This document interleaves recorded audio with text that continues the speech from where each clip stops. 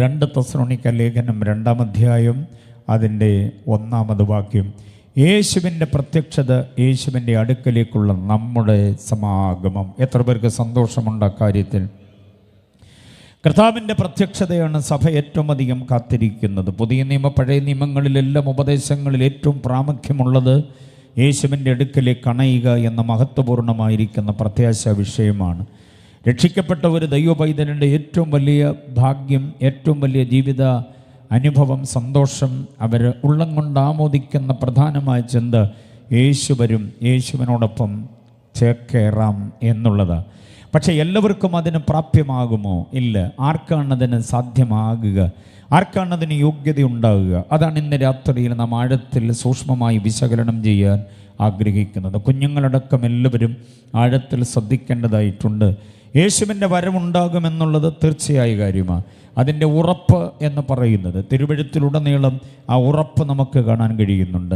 പുനരാഗമനത്തിൻ്റെ ധ്യാനങ്ങൾ കഴിഞ്ഞ രാത്രികളിലൊക്കെ നിങ്ങൾക്ക് ലഭ്യമായിട്ടുണ്ടാകും. എന്നാൽ ക്രമീകൃതമായി ഞാൻ ഈ വിഷയത്തെ അവതരിപ്പിക്കുമ്പോൾ യേശുവിൻ്റെ വരവിൻ്റെ ഉറപ്പെന്താ? ഇത്ര കാലമായിട്ടും യേശു വരുമെന്ന് പാടുകയും പറയുകയും ആശീർവാദം പറഞ്ഞ് നിർത്തുമ്പോൾ ആമേൻ കർത്താവായ യേശുവേ വേഗം വരണമേ എന്നും കൂടെ ഒരു വാചകം കൂട്ടിച്ചേർക്കുവാൻ നമ്മുടെ ആന്തരിക തലത്തിലുള്ള പ്രചോദനം എന്താ?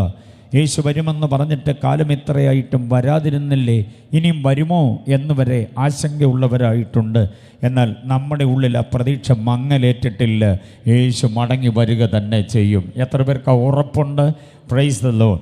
എങ്കിലും ആ ഉറപ്പൊന്നുകൂടെ സ്ഥിരീകരിക്കപ്പെടാൻ, ആ ഉറപ്പിനെ ഒന്നുകൂടെ ആധികാരികമായിട്ട് ഒന്ന് വ്യക്തമാക്കുവാൻ ഞാൻ ഇതിനകത്തിരിക്കുന്ന പ്രിയപ്പെട്ടവരോടും പുറത്ത് ശ്രദ്ധിക്കുന്ന മുഴുവൻ ആളുകളോടും പറയാം, യേശു മടങ്ങി വരുമെന്നുള്ളതിന് വ്യക്തമായ ഉറപ്പ് ഞങ്ങൾക്കുണ്ട്. പഴയ നിയമത്തിലൊരു വാക്യം അതിന് ഉറപ്പായി ഞാൻ തരാം. ഒത്തിരി വാക്യങ്ങൾ അടുക്കടുക്കടുക്കായി വയ്ക്കാനുണ്ട്. പക്ഷേ പഴയ നിയമത്തിലെ അനുഗ്രഹീതമായ ഒരു വാക്യം ഞാൻ നിങ്ങളെ ഓർമ്മപ്പെടുത്താം. അത് യെശയ്യാപ്രവചനം 9-ാം അധ്യായം അതിൻ്റെ 6-ാമത് വാക്യമാണ്. യെശയ്യാ 9:6 യേശുവിൻ്റെ പുനരാഗമനം ഉണ്ടാകുമെന്ന വ്യക്തമായി സ്പഷ്ടമായി ഉറപ്പ് നമുക്ക് നൽകുന്ന മഹനീയമായ ഒരു വേദവാക്യമാണ്. യേശുവിൻ്റെ ദൈവത്വത്തിൻ്റെ ഉജ്ജ്വലമായ അവതരണങ്ങൾ ആ വാക്യത്തിലുണ്ട്. അപ്പോൾ തന്നെ യേശുവിൻ്റെ പുനരാഗമനം ഉണ്ടാകുമെന്നുള്ളതിന് ഏറ്റവും യുക്തമായ ഒരു ഉറപ്പ്, ഒരു തെളിവായി നമുക്കെടുക്കാവുന്ന വാക്യമാണ് 9:6 വാക്യം. അവിടെ ഇങ്ങനെ വായിക്കുന്നു: നമുക്കൊരു ശിശു ജനിച്ചിരിക്കുന്നു, നമുക്കൊരു മകൻ നൽകപ്പെട്ടിരിക്കുന്നു, ആധിപത്യം അവൻ്റെ തോളിലിരിക്കും. കണ്ടോ? ആ 3 വാചകങ്ങളെ 1, 2, 3 എന്നക്കമിട്ട് പഠിക്കണം. നമുക്കൊരു ശിശു ജനിച്ചിരിക്കുന്നു, അതങ്ങ് ബത്ലഹേമിലാണ്. നമുക്കൊരു മകൻ നൽകപ്പെട്ടിരിക്കുന്നു, അത് രണ്ടും ഒന്നാണെന്ന പലരുടെയും വ്യാഖ്യാനം. അല്ല, അത് അബദ്ധമാണ്. അതൊന്നായി വ്യാഖ്യാനിക്കരുത്. അത് രണ്ടും 2 തന്നെയാണ്. നമുക്കൊരു ശിശു ജനിച്ചത് ബത്ലഹേമിലാണെങ്കിൽ ഒരു മകനെ ഒരു പിതാവ് നമുക്ക് നൽകിയത് കാൽവറിയിലാണ്. അപ്പോൾ ഈ 2 വാചകങ്ങൾക്കിടയിൽ 33.5 വർഷത്തെ ദൈർഘ്യമുണ്ടെന്ന് പഠിക്കണം. ബോധ്യമാകുന്നുണ്ടോ ഞാൻ പറയുന്നത്? ഞാൻ ശാന്തമായ ആശയങ്ങളെ നിന്ന് നിർത്തി പറയുന്നത് ഹൃദയത്തിൽ ഏറ്റുകൊള്ളണം. കഴിയുമെങ്കിൽ കുറിച്ചെടുത്ത് കൊണ്ടുപോകണം. തുടർന്ന് പഠിക്കാൻ അത് ഉപകാരമാകും. നമുക്കൊരു ശിശു ജനിച്ചു, അത് ബത്ലഹേമിലാണ്. ഗോശാലയിലാണെന്ന് ബൈബിളീകമായി തെളിവൊന്നുമില്ല. ആരൊക്കെയോ മെനഞ്ഞുണ്ടാക്കിയൊരു സംഭവമാണ് ഗോശാലയിൽ ജനിച്ചു എന്നുള്ളത്. വഴിയമ്പലത്തിൽ സ്ഥലമില്ലായികയാൽ, മറ്റെങ്ങും സ്ഥലമില്ലായികയാൽ പശുത്തൊട്ടിയിൽ കിടത്തിയെന്ന് മാത്രമേ ഉള്ളൂ. പ്രസവം നടന്നത് അവിടെയല്ല, വഴിയോരത്തെവിടെയോ ആകാം. അവിടെ നിന്ന് കുഞ്ഞിനെയും അമ്മയെയും കൊണ്ടുവന്ന് ഈ പശുത്തൊട്ടിയിൽ കിടത്തി. പോകട്ടെ, അത് നമ്മുടെ വിചാരമല്ല, തർക്കങ്ങൾക്കൊന്നും മുതിരുന്നില്ല. ബൈബിളികമായി തെളിവില്ലാത്ത ഒരു കാര്യത്തെയും നമ്മൾ ഉറക്കെ പറയേണ്ടതില്ല. ഒരു കാര്യം ഉറപ്പാണ്, പശുത്തൊട്ടിയിലല്ല യേശു കിടന്നത്, യേശു ജനിച്ചത്. പക്ഷേ ഇടമില്ലാത്തത് കൊണ്ട് അവിടെ കിടത്തി. അപ്പോൾ യേശുവിൻ്റെ ജനനം ബത്ലഹേമിൽ എവിടെയോ ആയിരുന്നു എന്ന് ചിന്തിക്കുക. അപ്പം നമുക്കൊരു ശിശു ജനിച്ചിരിക്കുന്നു, അത് ബത്ലഹേമിൽ. പക്ഷേ ഒരു പിതാവ് നിഷ്കരണം തൻ്റെ മകനെ നമുക്ക് വേണ്ടി നൽകിയത് ബത്ലഹേമിലല്ല, കാൽവറിയിലാണ്. Praise the Lord.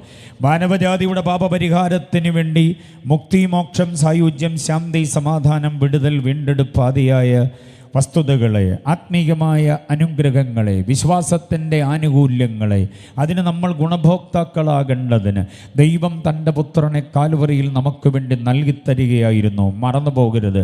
ഇവിടെ മോക്ഷവും മുക്തിയും സായുജ്യവും വിടുതലും രക്ഷയും പ്രാപിക്കാൻ കുന്ന് കയറണമെന്നും മലയിറങ്ങണമെന്നും പുഴ താണ്ടണമെന്നും കടൽ നീന്തണമെന്നും ദേഹം മുറിച്ച് രക്താർപ്പണം നടത്തണം, സഹസ്രകോടി സ്തോത്രാർപ്പണങ്ങൾ നടത്തണം എന്നൊക്കെ മതങ്ങളും വേദചിന്തകളും ദാർശനിക പ്രബോധനങ്ങളും ആവർത്തിച്ച് മനുഷ്യനെ നിർബന്ധിച്ച് അവനെ പദയാത്രകളിലും തീർത്ഥയാത്രകളിലും കർമ്മകാണ്ഡങ്ങളിലും യാഗയോഗ അർപ്പണ തർപ്പണാദികളിലും ഓടിക്കുമ്പോൾ, അങ്ങുമിങ്ങും തെക്ക് വടക്ക് കിഴക്ക് പടിഞ്ഞാറ് അവനെ നെട്ടോട്ടം ഓടിക്കുമ്പോൾ, വിശ്വാസം അതൊന്നുകൊണ്ട് മാത്രം രക്ഷാപൂർത്തി പ്രാപിക്കേണ്ടതിന് ദൈവമൊരുക്കിയ മഹത്തായ പദ്ധതിയാണ് തൻ്റെ പുത്രനെ കാൽവരിയിൽ നൽകി നമുക്ക് നേടിത്തന്ന രക്ഷ. അതിൽ സന്തോഷമുള്ളവരെത്ര പേരുണ്ട്? 5 നയാ പൈസയുടെ ചെലവില്ലാതെ ദേഹദണ്ഡന പ്രക്രിയകളൊന്നുമില്ലാതെ നമ്മെ രക്ഷയിലേക്ക് കൊണ്ടുവന്നു രക്ഷിത ഗണത്തിലാക്കി സർവോപരി നമ്മെ നിത്യതയ്ക്ക് അവകാശികളാക്കി. അതിൽ സന്തോഷമുള്ളവർ കർത്താവിനെ സ്തുതിച്ചാട്ടെ. ഒരു വിയർപ്പതുള്ളി പോലും നമ്മൾ ഒഴുക്കിയില്ല, യാതൊരു വിധത്തിലും അധ്യധ്വാനം നമ്മൾ ചെയ്തില്ല, വിശ്വാസം അതൊന്നുകൊണ്ട് മാത്രം. അപ്പോൾ അതിനുവേണ്ടി തൻ്റെ പുത്രനെ കാൽവരിയിൽ നിഷ്കരണം നൽകിത്തരികയായിരുന്നു. അപ്പോൾ ആ വാക്യത്തിൽ 2 കാര്യം നോക്കിക്കേ. നമുക്കൊരു ശിശു ജനിച്ചു ബെത്ലഹേമിൽ, നമുക്കൊരു മകൻ നൽകപ്പെട്ടു. എവിടെ? കാൽവറിയിലാണ്. അടുത്ത 3-ാമത്തെ വാചകം നോക്കൂ. ആധിപത്യം അവൻ്റെ തോളിൽ ഇരിക്കും. ആദ്യത്തെ 2 വാചകത്തിൻ്റെ ഗ്രാമർ പരിശോധിച്ചാൽ അറിയാം, അത് നടന്നു കഴിഞ്ഞു. ശിശു ജനിച്ചു, മകൻ നൽകപ്പെട്ടിരിക്കുന്നു. ശിശു ജനിച്ചു എന്ന് തികച്ചും ഭൂതകാലമാണത്, ഭൂതകാലത്തിൽ സംഭവിച്ചത്. മകനെ നൽകിയിരിക്കുന്നു, പ്രസന്റ് കണ്ടിന്യൂസ് ടെൻസ് ആണത്, അറിയാമോ? നൽകിയിരിക്കുന്നു. ഇന്നും വിശ്വസിക്കുന്നവന് പുത്രനിലൂടെയുള്ള ആനുകൂല്യങ്ങൾ ലഭിക്കപ്പെടും. നൽകിയിരിക്കുന്നു. നമുക്കൊരു മകൻ നൽകപ്പെട്ടിരിക്കുന്നു എന്ന് പറയുന്നത് പ്രസന്റ് ടെൻസ് എന്ന് പറയുമ്പോൾ കണ്ടിന്യൂസ് ടെൻസ് ആണ്. ഇപ്പോഴും നൽകപ്പെട്ടിരിക്കുന്നു. ഏറ്റെടുക്കുന്നവന് വിടുതല, ഏറ്റെടുക്കുന്നവന് പാപമോചനമാണ്, ഏറ്റെടുക്കുന്നവന് നിത്യജീവന്, ഏറ്റെടുക്കുന്നവന് സർവ്വവിധമായ ആത്മീയ നന്മകളുമാണ്. എന്നാൽ 3-ാമത്തെ വാചകം ശ്രദ്ധിക്കണം. എന്താണ്? ആധിപത്യം അവൻ്റെ തോളിൽ ഇരിക്കും. ഭാവിയിൽ സംഭവിക്കേണ്ടത് അറിയാമോ? ആധിപത്യം അവൻ്റെ തോളിലിരിക്കും. എന്താ പ്രിയരെ ആധിപത്യം എന്ന് പറയുക? The government shall be upon his shoulder. അതാണ് പ്രയോഗം. ആംഗലേയ ബൈബിൾ കൊടുത്തിരിക്കുന്നതാണ് ദ ഗവൺമെൻറ്, സർക്കാർ, അരസാംഗം. കണ്ടോ? ആധിപത്യ വ്യവസ്ഥിതി, അധികാര വസ്തുതകൾ അവൻ്റെ തോളിലിരിക്കും. ഇന്നും അധികാരം യേശുവിൻ്റെ കയ്യിൽ വന്നിട്ടില്ല. ജനാധിപത്യ ഭരണ വ്യവസ്ഥിതി, അതിനു മുമ്പ് ഏകാധിപത്യ ഭരണ വ്യവസ്ഥിതി ഒക്കെ നിലവിലുണ്ടായിരുന്നു. അതെല്ലാം മാറ്റി ഇന്ന് ജനാധിപത്യ ഭരണ വ്യവസ്ഥിതി. അതും മനുഷ്യൻ ഒരുമാതിരി ശ്വാസം മുട്ടി തുടങ്ങിയിരിക്കുകയാണ്. സഹിക്കാൻ മേലാത്ത വിധത്തിലുള്ള നിയമങ്ങളും കുരുക്കുകളും പിടിച്ചു നിർത്തി കാശ് വസൂലാക്കുന്ന ഒത്തിരി ഇടപാടുകളും നിയമത്തിൽ അങ്ങനെയുണ്ടോ, കോൺസ്റ്റിറ്റ്യൂഷനിൽ അങ്ങനെയുണ്ടോ എന്നൊക്കെ ആളുകൾ ചോദിച്ചു തുടങ്ങിയിട്ടുണ്ട്. മനസ്സിലായില്ലേ? ഈ നിരീക്ഷണ മുതലാളിത്വ വ്യവസ്ഥിതി. എങ്ങോട്ട് തിരിഞ്ഞാലും ക്യാമറ നമ്മളെ ഒപ്പിയെടുക്കുന്നു, ഫൈൻ നമ്മുടെ പേരിൽ ചാർജ് ചെയ്യപ്പെടുന്നു. ആകപ്പാടെ വല്ലാത്തൊരവസ്ഥയാണ്. അപ്പോൾ ജനാധിപത്യ വ്യവസ്ഥിതിയിലും മനുഷ്യൻ ആകപ്പാടെ വല്ലാതെ ഏക്കം വലിക്കുകയാണ്. ഇതെല്ലാം വെച്ച് അവസാനിപ്പിച്ചിട്ട് ഒരുവൻ രാജാവായി വരാൻ പോവുകയാണ്. അതാണ് പ്രതീക്ഷയോടെ നമ്മൾ കാത്തിരിക്കുന്നത്. അപ്പം നോക്കിക്കേ, ശിശു ജനിച്ചത് ബെത്ലഹേമിലും മകനെ നൽകിയത് കാൽവറിയിലുമാണെങ്കിൽ 3-ാമത്തെ വാചകം പറയുന്നത് ആധിപത്യം വഹിക്കാൻ അവൻ വരുമെന്നാണ്. അത് നിവർത്തിയാകണമെങ്കിൽ എൻ്റെ യേശു വന്നേ പറ്റുകയുള്ളൂ. യേശുവിൻ്റെ പുനരാഗമനം ഉണ്ടാകുമെന്ന് ശക്തമായി തെളിയിക്കപ്പെടുന്നൊരു വാക്യം പഴയ നിയമത്തിൽ നൂറ്റാണ്ടുകൾക്ക് മുൻപേ തന്നെ പ്രവാചക വരേണ്യൻ, അനുഗ്രഹിതനായിരിക്കുന്ന പ്രവാചക വരേണ്യൻ ഇടിനാദം പോലെ രാജാക്കന്മാരുടെ മുഖത്ത്, പ്രഭുക്കന്മാരുടെ മുഖത്ത് ഒക്കെ നോക്കിക്കൊണ്ട് ദൈവാലോചന ശക്തിയുക്തം പ്രസംഗിക്കേണ്ടതിന്, പ്രഘോഷിക്കേണ്ടതിന് ദൈവം അഭിഷേകം ചെയ്ത് യെശയ്യാവ് പറഞ്ഞു വച്ചിരിക്കുകയാണ്. ആധിപത്യം അവൻ്റെ തോളിലിരിക്കും. ആ വാചകം നിവർത്തിയാകണമെങ്കിൽ, അല്ല, ആ വാക്യത്തിലെ ആദ്യത്തെ 2 വാചകം കൃത്യമായി അക്ഷരം പ്രതി നിറവേറിയെങ്കിൽ 3-ാമത്തേത് നിറവേറുക തന്നെ ചെയ്യും. അതാണ് യേശു വരുമെന്നുള്ളതിൻ്റെ ഉറപ്പ്. എത്ര പേർക്ക് ബോധ്യമാകുന്നുണ്ട്? ഹല്ലേലൂയ. നമ്മുടെ കർത്താവ് മടങ്ങി വരിക തന്നെ ചെയ്യും. കാലം എത്ര മുൻപോട്ട് പോയെന്ന് ഉള്ളത് എന്നുള്ളതിലൊന്നും പരാതിപ്പെടേണ്ടതില്ല. കർത്താവിൻ്റെ വരവ് ഇനി അധിക കാലം മുൻപോട്ടുണ്ടാകില്ല. അവൻ അടുക്കൽ വാതിക്കൽ എത്തി നിൽക്കുകയാ. സ്തോത്രം. അപ്പോൾ ആ വാതിക്കലെത്തി നിൽക്കുന്ന യേശുവിൻ്റെ പ്രത്യക്ഷതയിലേക്ക് നമ്മളങ്ങ് സമാഗമിക്കേണ്ടതിന് നമ്മൾ അറിയേണ്ട യോഗ്യതകളുടെ വിചാരങ്ങൾ നിങ്ങളുമായി പങ്കുവയ്ക്കുവാൻ എൻ്റെ പ്രാർത്ഥന മുറിയിൽ എനിക്ക് നിയോഗം നൽകിയത് നിങ്ങൾ ശ്രദ്ധിച്ചിട്ടുണ്ടാകും. പുനരാഗമനത്തിൻ്റെ പ്രസംഗകരെല്ലാം തന്നെ അതിനെക്കുറിച്ച് പഠിപ്പിച്ചു തുടങ്ങുമ്പോൾ, പ്രസംഗിച്ചു തുടങ്ങുമ്പോൾ ഒന്നുകിൽ നാസയുടെ കണ്ടുപിടുത്തങ്ങളോ മധ്യപൂർവേഷ്യൻ രാജ്യങ്ങളിലെ യുദ്ധങ്ങളെയോ യുദ്ധശ്രുതികളെക്കുറിച്ചോ അതല്ലെങ്കിൽ റഷ്യൻ ബഹിരാകാശ സഞ്ചാരികൾ നൽകി തന്നിട്ടുള്ള എന്തെങ്കിലും ഇൻഫർമേഷനുകളെക്കുറിച്ചോ ഇന്ത്യയുടെ ശാസ്ത്രജ്ഞന്മാർ ISRO അടക്കമുള്ള ശാസ്ത്രജ്ഞന്മാർ പുറത്തുവിട്ട എന്തെങ്കിലും സംഗതികളെക്കുറിച്ചോ മനോരമ, മംഗളം, മാധ്യമം, മാതൃഭൂമി, ജനയുഗം, തനിനിറം, ദീപിക അടക്കമുള്ള സകല പത്രങ്ങളുടെയും ആനുകാലിക സംഭവങ്ങളെക്കുറിച്ചൊക്കെ നീട്ടിപ്പരത്തി 2-3 മണിക്കൂറുകൾ നിന്ന് പറയുമ്പോൾ കേൾക്കാൻ കൊള്ളാം, കുഴപ്പമൊന്നുമില്ല. ഈ ഭൂകമ്പവും സുനാമി അടക്കമുള്ള സകല സംഭവങ്ങളും ഭൂമി ഉണ്ടായ കാലം മുതലേ ഉള്ളതാണ്. പക്ഷേ അതെല്ലാം കൂടെ കൂട്ടിയിണക്കി കർത്താവിൻ്റെ വരവുമായിട്ട് മിക്സ് ചെയ്ത് ആലോചനകളെ പറയുമ്പോൾ നമ്മളിങ്ങനെ ത്രസിച്ചിരുന്നു പോകും. പക്ഷേ ഞാൻ ആഗ്രഹിക്കുന്ന ഒരു കാര്യം, ഈ കർത്താവ് ഇന്നോ നാളെയോ അല്ലെങ്കിൽ ഇപ്പോഴോ വന്നാൽ കയറിപ്പോകാനുള്ള യോഗ്യത അറിയാതെ നാസയുടെ കണ്ടുപിടുത്തം അറിഞ്ഞുകൊണ്ട് ഒരു പ്രയോജനമില്ലെന്നുള്ള എൻ്റെ ആ ആശയത്തോട് ആമേൻ പറയാൻ എത്ര പേർക്ക് പറ്റും? എടാ, നാസ എന്തും കണ്ടുപിടിക്കട്ടെ, അവരെന്തെങ്കിലുമൊക്കെ ചെയ്യട്ടെ, അവരുടെ നിരീക്ഷണ, പരീക്ഷണ, ഗവേഷണ, അന്വേഷണങ്ങൾ കാര്യമായി പുരോഗമിക്കട്ടെ. അതിനി ശാസ്ത്രം പുരോഗമിക്കും തോറും അത് കൂടുതൽ വരികയുള്ളൂ. ഇവിടുത്തെ പ്രകൃതിയുടെ വിസ്ഫോടനങ്ങൾ, രാഷ്ട്രീയ മൂല്യച്യുതികൾ, സാമൂഹ്യ തലത്തിലുള്ള ഗതികേടുകൾ, പെണ്ണ് പഴയ്ക്കുന്നതും ആണ് പഴയ്ക്കുന്നതും, വർഗീയ കലാപങ്ങളും പാർട്ടി സമരങ്ങളും അതൊക്കെ ഭൂമി ഉണ്ടായ കാലം മുതലേ ഉള്ളത്. അതെല്ലാം യേശുവിൻ്റെ വരവിൻ്റെ ലക്ഷണങ്ങൾ അല്ലെന്നൊന്നും ഞാൻ പറയുന്നില്ല, അതൊക്കെയാണ്. പക്ഷെ ദൈവസഭ അറിയേണ്ടത് എന്താണെന്നറിയാമോ? കർത്താവ് വരുമ്പോൾ കയറിപ്പോകാൻ, സമാഗമിക്കാൻ, രൂപാന്തരപ്പെടാൻ, നമ്മുടെ കല്ലറ തുറന്ന് ഉയർത്തെഴുന്നേൽക്കാൻ, എങ്ങനെ വാർത്തലത്തിൽ ജീവിക്കണമെന്നുള്ള വിവരമറിയാതെ ശാസ്ത്രീയ ഇൻഫർമേഷനുകളുടെ പേപ്പർ കട്ടിങ് പോക്കറ്റിലിട്ട കയറിപ്പോകൊക്കെ ഉണ്ടാകത്തില്ല. ഈ നൽകിയിരിക്കുന്ന വേദപുസ്തകത്തിൻ്റെ ശക്തമായ ആലോചനകൾക്കനുസരിച്ച് ഉപദേശത്തിനനുസാരമായൊരു ജീവിതം. എത്ര പേരതിന് ആമേൻ പറയും? അതുകൊണ്ട് വളരെ നിതാന്ത ജാഗ്രതയോടുകൂടെ ഉപദേശാധിഷ്ഠിത വിഷയങ്ങളിൽ നമ്മൾ ഒന്നുകൂടെ പ്രബുദ്ധ മനസ്സുള്ളവരാകാൻ ചില വിചാരങ്ങളെ 1, 2, 3, 4, 5 എന്ന് ഞാൻ കോർത്തിണക്കി ഈ സമാപന രാത്രിയിലെ സന്ദേശം പര്യവസാനിപ്പിക്കാമെന്നാണ് ആഗ്രഹിക്കുന്നത്. പ്രാർത്ഥനയോടെ പഠിക്കണം. വിമർശന ബുദ്ധികളില്ലാതെ വളരെ ശ്രേഷ്ഠമായ ഈ വാക്യങ്ങളിൽ അടക്കം ചെയ്ത ഉപദേശങ്ങളെ നിരുപാധികം നമ്മൾ ഏറ്റെടുക്കുവാൻ കഴിയണം. അതിന് കർത്താവ് നമ്മെ സഹായിക്കട്ടെ. സ്വതന്ത്രമായൊരു പഠനത്തിന് ഞാൻ നിങ്ങളെ സ്വാഗതം ചെയ്യുകയാണ് ഈ രാത്രി. ഒരു കൃത്രിമമായ ഉണർവിൻ്റെ തരംഗമൊന്നും ഉണ്ടാക്കാൻ ആഗ്രഹിക്കുന്നില്ല. പക്ഷേ ഉണർവ് നിങ്ങളുടെ ഉള്ളിലേക്ക് വചനം കേൾക്കുമ്പോൾ വന്നാൽ തടഞ്ഞു വയ്ക്കരുത്. കാര്യമായി ദൈവത്തെ ആരാധിച്ചു കൊള്ളണം. സമാപന രാത്രി സമയബന്ധിതമല്ലെന്ന് എനിക്ക് തോന്നുന്നു. അങ്ങനെയാണെങ്കിൽ ശാന്തമായിരുന്ന ദൈവത്തിൻ്റെ വചനം കേട്ട് സന്തോഷമായി നമുക്ക് മടങ്ങിപ്പോകാം. ഈ രാത്രി ആശീർവാദം പറയുന്നതിന് മുമ്പ് കാഹളനാദം കേട്ടാൽ, നാളെ പ്രഭാത കിരണങ്ങൾ ഭൂമിയിൽ എത്തുന്നതിന് മുൻപ് കാഹളം കേട്ടാൽ ഓരോറ്റ വ്യക്തി പോലും ഇവിടെ അവശേഷിക്കാതെ രൂപാന്തരപ്പെട്ട് കയറിപ്പോകാൻ ഇടയാകണം. അതിനുള്ള യോഗ്യതയിലേക്ക് നമുക്ക് വചനപ്രകാരം ഒന്ന് കയറാം. അതിന് കർത്താവ് കൃപ ചെയ്യട്ടെ. സന്തോഷമുള്ളവർ ഒന്നുകൂടെ കർത്താവിനെ മഹത്വപ്പെടുത്താം. അവൻ്റെ പ്രത്യക്ഷതയും അവൻ്റെ അടുക്കലേക്കുള്ള നമ്മുടെ സമാഗമനവും സംബന്ധിച്ച് ഞങ്ങൾ നിങ്ങളോട് അപേക്ഷിക്കുന്നത് ആജ്ഞാപിക്കുകയല്ല, അഭിപ്രായപ്പെടുകയല്ല, അപേക്ഷയാണ്. എന്ന് പറഞ്ഞാൽ ഏറ്റെടുക്കണം. ഇതിനെ ആരാണ് കയറിപ്പോകുക? ക്രൈസ്തവ ചുവയുള്ള പേരുകാർ ഒത്തിരി പേരുണ്ട്. അവരെല്ലാം കയറിപ്പോകുമോ? വീട്ടുപേരും സ്വന്തം പേരും ഒക്കെ നോക്കിയാൽ മൂത്ത ക്രിസ്ത്യാനിയാണെന്ന് തോന്നിപ്പോകും. പാപ്പച്ചൻ, കറിയാച്ചൻ, അന്നമ്മ, ജന്നമ്മ, ശോശാമ്മ, മേഴ്സി, ഷൈനി, എബി, മാത്യു എന്നൊക്കെ പറഞ്ഞാൽ അമ്പട പക്ക ക്രിസ്ത്യാനിയാന്ന് തോന്നും. വീട്ടുപേരെന്തോ അത് പെനിയൽ, ബദേൽ, രഹബോത്ത് എന്നൊക്കെയാണ്. പള്ളി വീട്ടിൽ, പള്ളിത്തെക്കേതിൽ അങ്ങനെയൊക്കെ പറഞ്ഞുള്ള പേരും കൂടെ കേട്ടാൽ ഈ പുള്ളിയെ പിന്നെ കർത്താവ് കൊണ്ടുപോയില്ലേ, പിന്നെ ആരെയാണ് കൊണ്ടുപോവുക എന്നൊക്കെ ചിന്തിച്ചു പോകും. പക്ഷേ പേരും വീട്ടുപേരും നിൽക്കുന്ന ഏറ്റവും വലിയ തസ്തികയൊന്നുമല്ല സ്വർഗത്തിൽ പോകാനും പുനരാഗമനത്തിൽ എടുത്തുകൊള്ളപ്പെടാനുമുള്ള യോഗ്യത. വേറെ ചില യോഗ്യതകളുണ്ട്. അതിലേക്ക് നമ്മൾ പ്രാർത്ഥനയോടെ പഠിക്കുക. നിരുപാധികം അത് ഏറ്റെടുക്കുവാൻ കഴിയണം. ഉപദേശമാണ് ഞാൻ പറയുന്നത്. ഓരോ ആശയങ്ങൾക്കും അതിനനുയോജ്യമായ വാക്യങ്ങളെ ഞാൻ കോർത്തിണക്കുന്നുണ്ട്.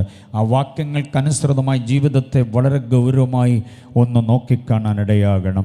ഈ ലോകത്തിൽ ജീവിക്കുമ്പോൾ ലോകക്കാരല്ലാതെ ജീവിക്കുവാൻ, ജഡത്തിൽ ജീവിക്കുമ്പോൾ ജഡപ്രകാരമല്ലാതെ ജീവിക്കാൻ ആര് ഏൽപ്പിച്ചു കൊടുക്കുമോ അവർക്ക് പുനരാഗമനം ഉപകാരമാകത്തുള്ളൂ. ഞാൻ പറഞ്ഞ 2 വാചകങ്ങൾ മറക്കരുത്. ഈ ലോകത്തിൽ ജീവിക്കുമ്പോൾ ആരായിട്ട് ജീവിക്കണം? ലോകക്കാരനല്ലാതെ ജീവിക്കണം. ഈ ജഡത്തിൽ ജീവിക്കുമ്പോൾ ജഡമുതിർത്തുവിടുന്ന വിചാര വികാര വിക്ഷോഭങ്ങൾ, ആവേഗ നിയോഗങ്ങൾ, പാപമോഹങ്ങൾ, പാപതരംഗങ്ങൾ, ഇതൊക്കെ ഫ്രീസ് ചെയ്യപ്പെട്ട് പിടിച്ചടക്കി മുൻപോട്ട് പോകാൻ കഴിയണം. അപ്പോൾ ഈ 2 ചിന്തകൾ മറക്കരുത്. ലോകത്തിൽ ജീവിക്കുമ്പോൾ ലോകക്കാരല്ലാതെ, ജഡത്തിൽ ജീവിക്കുമ്പോൾ ജഡപ്രകാരമല്ലാതെ ജീവിക്കുവാൻ സമർപ്പിതമാക്കപ്പെട്ട് അതിന് സാമർഥ്യം കാണിക്കുന്ന ഒരു വ്യക്തിക്ക് മാത്രമേ കർത്താവിൻ്റെ വരവിൽ എടുത്തുകൊള്ളപ്പെടാൻ പറ്റുകയുള്ളൂ. Praise the Lord. ഇവിടുത്തെ കസേരയിൽ കടിച്ചു തൂങ്ങിക്കിടക്കുവാൻ അതിനുവേണ്ടിയുള്ളതായിരിക്കുന്ന പെടപ്പാട്, എന്തെങ്കിലുമൊക്കെ സമ്പാദിച്ച് സമാഹരിച്ച് ഇവിടെ അംബാനിയും അദാനിയും ഒക്കെ പിന്നിലാക്കി എനിക്ക് വിലസനമെന്ന ചിന്താഗതിയോടെ അവസരം അനുകൂലമായി ഒത്തുകിട്ടിയാൽ പാപത്തിലേക്ക് മൂക്കുകുത്തിപ്പോകുന്ന ചില അവസ്ഥകൾ, വല്ലാത്തതായ ജഡമുതിർത്തുവിടുന്നതായ ഏതെങ്കിലും ചിന്താഗതികളുടെ മുമ്പിൽ ആത്മീകതയെ പണയപ്പെടുത്തിയിട്ട് വെറും ആത്മീകത പ്രകടനമാക്കി പ്രകസനമാക്കി ജീവിക്കാൻ ആഗ്രഹിക്കുന്ന ഒരൊറ്റ വ്യക്തിക്കും പുനരാഗമനം ഗുണകരമാകത്തില്ല. ഇത്രയും കാലം പാടിയതും പ്രാർത്ഥിച്ചതും അന്യഭാഷ പറഞ്ഞതും പ്രൈസ് ആൻഡ് വർഷിപ്പ് നടത്തിയതൊക്കെ വ്യർത്ഥമായി പോകും. അത് വരാതിരിക്കേണ്ടതിന് ഈ യോഗ പരമ്പരകളുടെ സമാപന രാത്രിയിൽ എന്താണ് കയറിപ്പോകാനുള്ള യോഗ്യത എന്നറിയണം. 1-ാമത്തെ കുറിപ്പിലേക്ക് നിങ്ങളുടെ ശ്രദ്ധയെ ഞാൻ സ്വാഗതം ചെയ്യുന്നു. 1, 2, 3, 4 നിങ്ങളുടെ പഠിക്കാനും കേൾക്കാനുമുള്ള നിങ്ങളുടെ താല്പര്യം നിങ്ങളുടെ മുഖത്തൊരു ഭാഷയായിട്ട് വിരിയും. എനിക്കത് മനസ്സിലാവും. Price the Lord. അതുവരെ ഇവിടെ നിന്നിങ്ങനെ പ്രസംഗിക്കും. അതല്ല, നിങ്ങളുടെ മുഖത്ത് വേറൊരു ഭാഷ വിരിയും. മാതി ഭാഷ അങ്ങ് നിർത്ത്. അങ്ങനൊരു ഭാവം വിരിയുമ്പം ഞാനിതിന് ആമേൻ പറയും. Price the Lord. അല്ലാതെ 9:30 10 മണിയായി അതൊന്നും എനിക്ക് വിഷയമല്ല. സ്തോത്രം. ഇന്ന് രാത്രി അല്പം മുൻപോട്ട് പോയാൽ വിഷമമുണ്ടോ? ഇല്ലെന്നുള്ളത് ഉറച്ചു പറയുന്നില്ലല്ലോ. Price the Lord. അങ്ങനെയുള്ളവർ സന്തോഷത്തോടെ ദൈവവചനം കേട്ടിരിക്കാം. ഇന്ന് രാത്രി നീണ്ടുപോയി എന്ന വിചാരം, അങ്ങനെ പരവേശം, അങ്ങനെ പരാതി, പരിദേവനം ആർക്കെങ്കിലും ഉണ്ടെങ്കിൽ നാളത്തെ യോഗത്തിന് വരണ്ട, വീട്ടിൽ ഇരുന്നേച്ചാൽ മതി. Price the Lord. അപ്പം നമുക്ക് ദൈവത്തിൻ്റെ വചനം പഠിക്കാം. 1-ാമത്തെ ചിന്ത, ആരാണ് യേശുവിൻ്റെ വരവിൽ എടുത്തുകൊള്ളപ്പെടുക? 1 കൊരിന്ത്യർ ലേഖനം 15-ാം അധ്യായം അതിൻ്റെ 23-ാമത് വാക്യം. ആദ്യ ഫലം ക്രിസ്തു, പിന്നെ ക്രിസ്തുവിനുള്ളവർ. ആദ്യഫലമായിട്ട് ഉയർത്തെഴുന്നേൽക്കുന്ന ആരായിരിക്കും? ക്രിസ്തുവാണ്. അത് കഴിഞ്ഞ് ഉയർത്തെഴുന്നേൽക്കാൻ പോകുന്ന ആരാന്നറിയാമോ? ഇനി പുനരുത്ഥാനം പ്രാപിക്കുന്നത് ക്രിസ്തുവിനുള്ളവർ. Those who belonging to Jesus. Those who belongs to Jesus. ക്രിസ്തുവിനുള്ളവരാരോ അവരാണ് ഉയർത്തെഴുന്നേൽക്കാൻ പോകുന്നത്. എത്ര പേർക്ക് ഉറപ്പുണ്ട് ക്രിസ്തുവിനുള്ളതാണെന്ന്? അവർ കരങ്ങൾ ഉയർത്തി കർത്താവിനെ ഒന്ന് സ്തുതിച്ചാട്ടെ. ക്രിസ്തുവിനുള്ളവരാണെന്ന് ഉറപ്പുള്ളവരായി കൈ ഉയർത്തിയത്. ഇനി ക്രിസ്തുവിനുള്ളവരുടെ ലക്ഷണം ഞാൻ പറയാം. അന്നേരം ഈ പൊങ്ങിയ കൈ എല്ലാം പൊങ്ങണം. Praise the lord. ക്രിസ്തുവിനുള്ളവർ കൈ ഉയർത്താൻ പറഞ്ഞപ്പോൾ ആവേശത്തോടെ കൈ ഉയർത്തി. ഇനി ക്രിസ്തുവിനുള്ളവരുടെ ലക്ഷണം വേദപുസ്തക പ്രകാരം പറയുമ്പോൾ ഈ ഉയർന്ന കൈ എല്ലാം ഇനി ഉയരണം. Price the Lord. എന്താ ക്രിസ്തുവിനുള്ളവരുടെ ലക്ഷണം? സങ്കീർത്തനം മനഃപ്പാടമാക്കിയതും ചില വേദപുസ്തക ഭാഗങ്ങളെ മനഃപ്പാടമാക്കിയതും, നല്ല പാട്ട്, സിയോൻ ഗീതാവിലെ മുഴുവൻ പാട്ടും പുസ്തകം തുറക്കാതെ പാടാനറിയാം, സാക്ഷി പറയാനറിയാം. ഇതൊന്നുമല്ല ക്രിസ്തുവിനുള്ളവർ എന്നുള്ളതിൻ്റെ ലക്ഷണം. പിന്നെ ക്രിസ്തുവിനുള്ളവരുടെ ലക്ഷണം എന്താണെന്നറിയാമോ? ഗലാത്യർ ലേഖനം 5-ാം അധ്യായം 24-ാമത് വാക്യം.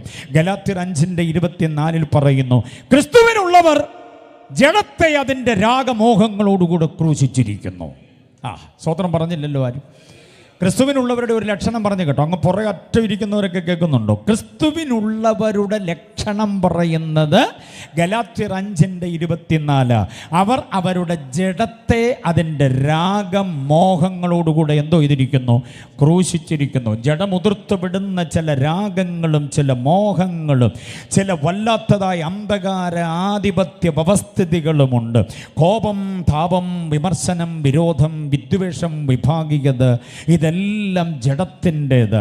അശുദ്ധിയും അതിരാഗങ്ങളടക്കമുള്ള സകല സംഗതികളും, പകയും പിണക്കവും ക്രോധവും, അതും എല്ലാം ഈ ജഡത്തിൻ്റെതായിരിക്കുന്ന അനുഭവങ്ങൾ. ഇതിനെയെല്ലാം പിടിച്ചടക്കിയ ഒരു വ്യക്തി ഉണ്ടെങ്കിൽ അവനാ ക്രിസ്തുവിനുള്ളവൻ. Price the Lord. യാതൊരു വിധത്തിലും പ്രതികാര നടപടികളില്ലാതെ തന്നെ ഉപദ്രവിക്കുന്നവരുടെ മുഖത്ത് നോക്കി ശാന്തമായി അങ്ങനെ പുഞ്ചിരിയോടെ നിന്ന സഹനത്തിൻ്റെ ആളത്വമായ ക്രിസ്തുവിന് നമ്മൾ ആ ക്രിസ്തുവിനുള്ളവരാകണമെങ്കിൽ സഹനവും ത്യാഗവും വിശുദ്ധിയും വിശ്വസ്തതയും സ്നേഹവും സത്യവും ധർമ്മവും ന്യായവും നീതിയുമെല്ലാം കൂടെ ഒരുമിച്ച് വാരി അണിഞ്ഞെങ്കിലേ നാം ക്രിസ്തുവിൻ്റെതായി മാറുകയുള്ളൂ. Praise the lord. ലോകത്തിൻ്റെ തിന്മകളിലേക്ക് സ്വാധീനിക്കപ്പെട്ടിട്ട് പാട്ടുകൊണ്ടും പ്രാർത്ഥന കൊണ്ടും മറ്റിതര ആത്മീയ ഇടപാട് കൊണ്ടും വസ്ത്രധാരണം കൊണ്ടും ക്രിസ്തുവിൻ്റെതാണെന്ന് വരുത്തി തീർക്കുവാൻ ചില വേഷവിധാനങ്ങളുടെ പകർച്ച കൊണ്ട് അതിനുവേണ്ടി പരിശ്രമിക്കുന്നവരുണ്ട്. പക്ഷേ ഞാൻ ഇന്ന് പകല് പറഞ്ഞതുപോലെ നാം ക്യാമറ നിരീക്ഷണത്തിലാണ്. ഏത് ക്യാമറയാണെന്നറിയാമോ? ഇവിടെ സർക്കാർ ചെയ്ത് കോടികൾ ചെലവഴിച്ച് സ്ഥാപിച്ച ക്യാമറയുടെ നിരീക്ഷണത്തിലല്ല. ഒരിക്കലും മെയിൻ്റനൻസ് വേണ്ടാത്ത അത്യുന്നതനായവൻ്റെ അഗ്നിമയമായ കണ്ണുകളുടെ മുൻപിൽ നമ്മുടെ ജീവിതത്തിൻ്റെ താളം, മനസ്സിലായോ? നമ്മുടെ ജീവിതത്തിൻ്റെ രാത്രികൾ, നമ്മുടെ ജീവിതത്തിൻ്റെ പകലുകൾ, നമ്മുടെ ജീവിതത്തിൻ്റെ ഇടവഴികൾ പെരുവഴികളെല്ലാം ആ ക്യാമറയുടെ കണ്ണുകളുടെ മുൻപിലാണ്. അപ്പോഴാണ് ജഡമാണോ നമ്മെ നയിക്കുക, അതേ ആത്മാവാണോ നമ്മെ നയിക്കുക എന്നുള്ളത് കർത്താവിന് വ്യക്തമായി അറിയാം. ജഡപ്രകാരമുള്ള സകല വിചാരങ്ങളെയും പിടിച്ചടക്കി ദൈവവചനത്തിൻ്റെ പരിജ്ഞാനത്തിന് വിരോധമായി പൊങ്ങുന്ന സകല സങ്കല്പങ്ങളെയും പിടിച്ചടക്കുവാൻ ആർക്ക് കഴിഞ്ഞിട്ടുണ്ടോ അവരാണ് ക്രിസ്തുവിനുള്ളവർ. ഹല്ലേലൂയ. ബോധ്യമായവർ കർത്താവിനെ സ്തുതിച്ചാട്ടെ. ഇനി പറയണം, ക്രിസ്തുവിനുള്ളവരാണ് ഉയർത്തെഴുന്നേൽക്കുന്നതെങ്കിൽ ഈ യോഗ്യതയുള്ളവരെ പൊങ്ങി വരത്തുള്ളൂ. ഒന്ന് പറഞ്ഞ് രണ്ടാമത്തേതിന് കോപം കൊണ്ട് ഉറഞ്ഞു തുള്ളുന്നവരും അവരനെ കുത്തി ഒതുക്കാൻ ശ്രമിക്കുന്നവരും അവരൻ്റെ അവസരത്തെ ഇല്ലാതാക്കാൻ ശ്രമിക്കുന്നവരും ആക്ഷേപം കൊണ്ടും അനാവശ്യമായിരിക്കുന്ന നിലപാടുകൾ കൊണ്ടും ഒരുവനെ ഒതുക്കാൻ ശ്രമിക്കുന്നവരാരും ക്രിസ്തുവിൻ്റെ മനോഭാവമുള്ളവരല്ല. എത്ര പേർക്ക് മനസ്സിലായി? ആരാണോ ക്രിസ്തുവിനുള്ളവർ അവർ മാത്രമേ കാഹളനാളം കേൾക്കുമ്പോൾ ഉയർത്തു വരികയുള്ളൂ. ക്രിസ്തുവിനുള്ളവരുടെ വേറൊരു ശ്രേഷ്ഠത കേൾക്കണോ? ദൈവമക്കൾ മാത്രമാണല്ലോ പന്തലിൽ കൂടി വന്നിരിക്കുന്നതെന്ന് എനിക്ക് മനസ്സിലായി. ആരാധനയുടെ നേരത്തെ എല്ലാവരും ആത്മനിറവിൽ ആരാധിക്കുന്നത് കാണാൻ കഴിഞ്ഞതുകൊണ്ട് എനിക്ക് മനസ്സിലായി ഇതിനകത്തിരിക്കുന്നവരൊക്കെ ദൈവമക്കൾ തന്നെയാണ്. അതല്ലാതെ ആരെങ്കിലും, ദൈവമക്കളെന്ന് ഞാൻ പറയുന്നത് വിശുദ്ധിയുടെ പൂർണ്ണതയിലേക്ക് വചനത്തിൻ്റെ വ്യവസ്ഥാപിതമായ ചിട്ടവട്ടങ്ങളിലേക്ക് വന്നിട്ടുള്ളവർ തന്നെയാണ് ഇവിടെ ഇരിക്കുന്നതെന്ന് എനിക്കറിയാം. എന്നാൽ ക്രൈസ്തവീകതയുടെ അഭ്യുദയകാംക്ഷികളായിട്ടുള്ള പ്രിയപ്പെട്ടവരുമുണ്ടാകാം. നിങ്ങളോട് പറയാം, ക്രിസ്തുവിനുള്ളവർക്ക് മാത്രമേ പുനരാഗമനം ഉപകാരമാകുകയുള്ളൂ. ക്രിസ്തുവിനുള്ളവരുടെ ഒന്നാമത്തെ ലക്ഷണം അവർ തങ്ങളുടെ ജഡത്തെ അതിൻ്റെ രാഗമോഹങ്ങളോടുകൂടെ ക്രൂശിച്ചവരാ. രണ്ടാമത്തെ ലക്ഷണം, ക്രിസ്തുവിനുള്ളവരുടെ രണ്ടാമത്തെ ലക്ഷണം ഫിലിപ്പിയ ലേഖനം 2:5 ആണ്. The same attitude which was in Christ Jesus. ക്രിസ്തുവിൻ്റെ അതേ ഭാവമുള്ളവരാ ക്രിസ്തുവിനുള്ളവർ. ക്രിസ്തുവിൻ്റെ ഭാവം എന്താണ്? ക്രിസ്തുവിൻ്റെ ഭാവമെന്ന് പറയുന്നത്, ക്രിസ്തുവിൻ്റെ ഭാവത്തിൽ ഒരിക്കലും അഹങ്കാരമോ അഹന്തയോ ധാർഷ്ട്യമോ ധിക്കാരമോ താൻപോരിമയോ കാണുന്നില്ല. ക്രിസ്തുവിൻ്റെ ഭാവത്തിൽ വിമർശന വിരോധ വിദ്വേഷ വിഭാഗികതകൾ കാണുന്നില്ല. ക്രിസ്തുവിൻ്റെ ഭാവമെന്ന് പറയുന്നത് ദൈവ ഡിവൈൻ ആറ്റിറ്റ്യൂഡാണ്. അതുള്ളവരാ ക്രിസ്തുവിനുള്ളവർ. മനസ്സിലാകുന്നുണ്ടോ പറയുന്നേ? എത്ര പേർക്ക് ബോധ്യമാകുന്നുണ്ട്? ക്രിസ്തുവിനുള്ളവർ ക്രിസ്തുവിൻ്റെ ഭാവമുള്ളവരാ. ഫിലിപ്പിയർ 2:5. ക്രിസ്തുവിന് അധികാരികളോടുള്ള ഭാവം എന്തായിരുന്നു? ക്രിസ്തുവിന് സഹപ്രവർത്തകരോടുള്ള ഭാവം എന്താ? ക്രിസ്തുവിന് സ്ത്രീകളോടുള്ള ഭാവം എന്തായിരുന്നു? ക്രിസ്തുവിന് പുരുഷവർഗത്തോടുള്ള ഭാവം എന്താ? ക്രിസ്തുവിന് കുഞ്ഞുങ്ങളോടുള്ള ഭാവം എന്തായിരുന്നു? ക്രിസ്തുവിന് പാപത്തോടുള്ള ഭാവം എന്തായിരുന്നു? ക്രിസ്തുവിന് തൻ്റെ പിതാവിനോടുള്ള ഭാവം എന്തായിരുന്നു? ക്രിസ്തുവിന് പിശാചിനോടുള്ള ഭാവം എന്തായിരുന്നു? ഇങ്ങനെ ഭാവങ്ങളെ വകതിരിച്ച് പഠിച്ചാൽ തീരാത്തൊരു ബഹുത്തായ വിഷയമാണത്. ആ ഭാവം അതിൻ്റെ തനിമയോടെ സൂക്ഷിക്കുന്നവരാ ക്രിസ്തുവിനുള്ളവർ. അവർ മാത്രമേ കർത്താവിൻ്റെ വരവിൽ എടുത്തുകൊള്ളപ്പെടത്തുള്ളൂ. ക്രിസ്തുവിനെ അറിയാമെന്നുള്ളതല്ല കാര്യം, ക്രിസ്തുവുമായി എനിക്ക് ഇത്ര കാലത്തെ ബന്ധമുണ്ടെന്നുള്ളതല്ല കാര്യം, ക്രിസ്തു സഭയുമായി എനിക്ക് ബന്ധമുണ്ട്, ഞാൻ ആ സഭയുടെ ഇന്നാരിന്നാര എന്നൊക്കെ നമുക്ക് പെരുമ പറയാൻ പറ്റും. പക്ഷെ ക്രിസ്തുവിൻ്റെ ഭാവമില്ലാത്തവരാരും ക്രിസ്തുവിനുള്ളവരല്ല. ക്രിസ്തുവിനുള്ളവരല്ലെങ്കിൽ കാഹളനാളിൽ വായിൽ പൊങ്ങുകയില്ല. എത്ര പേര് സമ്മതിക്കുന്നുണ്ട് ഞാൻ പറഞ്ഞ കാര്യം?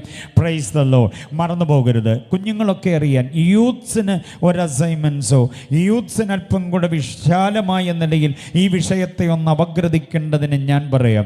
മക്കളെ, ക്രിസ്തുവിൻ്റെ ഭാവത്തെക്കുറിച്ച് നിങ്ങൾ ആഴത്തിൽ പഠിക്കുമ്പോൾ ഈ പറയുന്ന വിഷയങ്ങളെ നിങ്ങൾ വിശാലമായി പൂരിപ്പിക്കണം. എന്താണെന്നറിയാമോ? ഒന്ന്, ക്രിസ്തു തൻ്റെ ശരീരത്തെ എങ്ങനെ സൂക്ഷിച്ചു, അതുപോലെ സൂക്ഷിക്കണം ക്രിസ്തുവിനുള്ളവൻ. ക്രിസ്തു തൻ്റെ ശരീരത്തെ എങ്ങനെ സൂക്ഷിച്ച് 33.5 വർഷം ആവശ്യമില്ലാത്തടത്തെങ്ങും മുട്ടുകയോ തട്ടുകയോ ഉരുമുകയോ ഒരയുകയോ ചെയ്തിട്ടില്ല. ആവശ്യമില്ലാത്ത ഒരിടപാടുമായി തൻ്റെ ശരീരത്തെ കൂട്ടി ഇണക്കിയില്ല. കണ്ടോ? അതാ ക്രിസ്തുവിൻ. താൻ തൻ്റെ ശരീരം എങ്ങനെ സൂക്ഷിച്ചു, അതേപോലെ ശരീരത്തെ സൂക്ഷിക്കാൻ സമർപ്പിക്കപ്പെട്ടവനാ ക്രിസ്തുവിനുള്ളവൻ. എത്ര പേര് സമ്മതിക്കുന്നുണ്ട് ആ കാര്യം? രണ്ടാമത്തേത്, ക്രിസ്തു പ്രാർത്ഥനാ മുറിയിൽ എങ്ങനായിരുന്നു? നമ്മൾ പ്രാർത്ഥനാ മുറിയിൽ എങ്ങനെ, ക്രിസ്തു പ്രാർത്ഥനാ മുറിയിൽ എങ്ങനായിരുന്നു? ക്രിസ്തുവിൻ്റെ പ്രാർത്ഥനയുമായി നമുക്ക് വല്ല ബന്ധമുണ്ടോ? നമ്മൾ പ്രാർത്ഥിക്കുന്നുണ്ട്, ഏതാണ്ടൊക്കെ 1-2 വാചകം പറഞ്ഞ് യേശുവേ സ്തോത്രം ആമേൻ എന്നും പറഞ്ഞ് കിടന്ന് ഉറങ്ങുക പതിവ്. രാവിലെ എഴുന്നേറ്റ് പ്രാർത്ഥിക്കാൻ പോലും നേരമില്ലാതെ ഓട്ടമാണ് നമ്മുടെ തിരക്കിനിടയിലേക്ക്. പക്ഷേ കർത്താവ് പ്രാർത്ഥനയുടെ ആളത്വമായിരുന്നു. ദൈവദാസന്മാർ കൈകാര്യം ചെയ്യാൻ ഞാനൊരു വിഷയം തരാം. യേശുവിൻ്റെ പ്രാർത്ഥനയുടെ സമയം, യേശുവിൻ്റെ പ്രാർത്ഥനയുടെ രീതി, യേശുവിൻ്റെ പ്രാർത്ഥനയുടെ അനന്തരഫലം. 3 വിഷയങ്ങൾ പഠിച്ചാൽ തീരും. The time of his prayer, the style of his prayer, the outcome of his prayer. യേശുവിൻ്റെ പ്രാർത്ഥനയുടെ സമയം. ചില നിർണായക സമയങ്ങളിൽ യേശു പ്രാർത്ഥിച്ചു, അത് വലിയ വിടുതലായി മാറി. യേശുവിൻ്റെ പ്രാർത്ഥനയുടെ സ്റ്റൈൽ എങ്ങനായിരുന്നു? സ്റ്റൈൽ എങ്ങനെ? ദിവാങ്കോട്ടയിൽ MM ഫോൺ ഡുറോഫളസ് കുർലോ മെത്തപ്പുറത്ത് കയറിയിരുന്ന് പഞ്ഞിത്തലേനെ എടുത്ത് മടിയിലോട്ട് വെച്ചോണ്ടൊന്നും അല്ല യേശു പ്രാർത്ഥിച്ച്. നമ്മൾ സന്ധ്യപ്രാർത്ഥനയ്ക്ക് പോലും ദിവാങ്കോട്ടയിൽ നിന്ന് ഇറങ്ങുന്നില്ലല്ലോ താഴോട്ട്.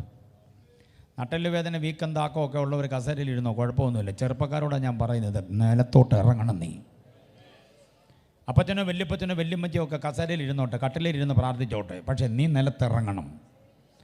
മർക്കോസിന് സുവിശേഷം 14:35 വാക്യം. മർക്കോസ് 14:35. അവൻ അല്പം മുൻപോട്ട് ചെന്ന് നിലത്ത് വീണു. നിലത്തെന്തോ ഇതു?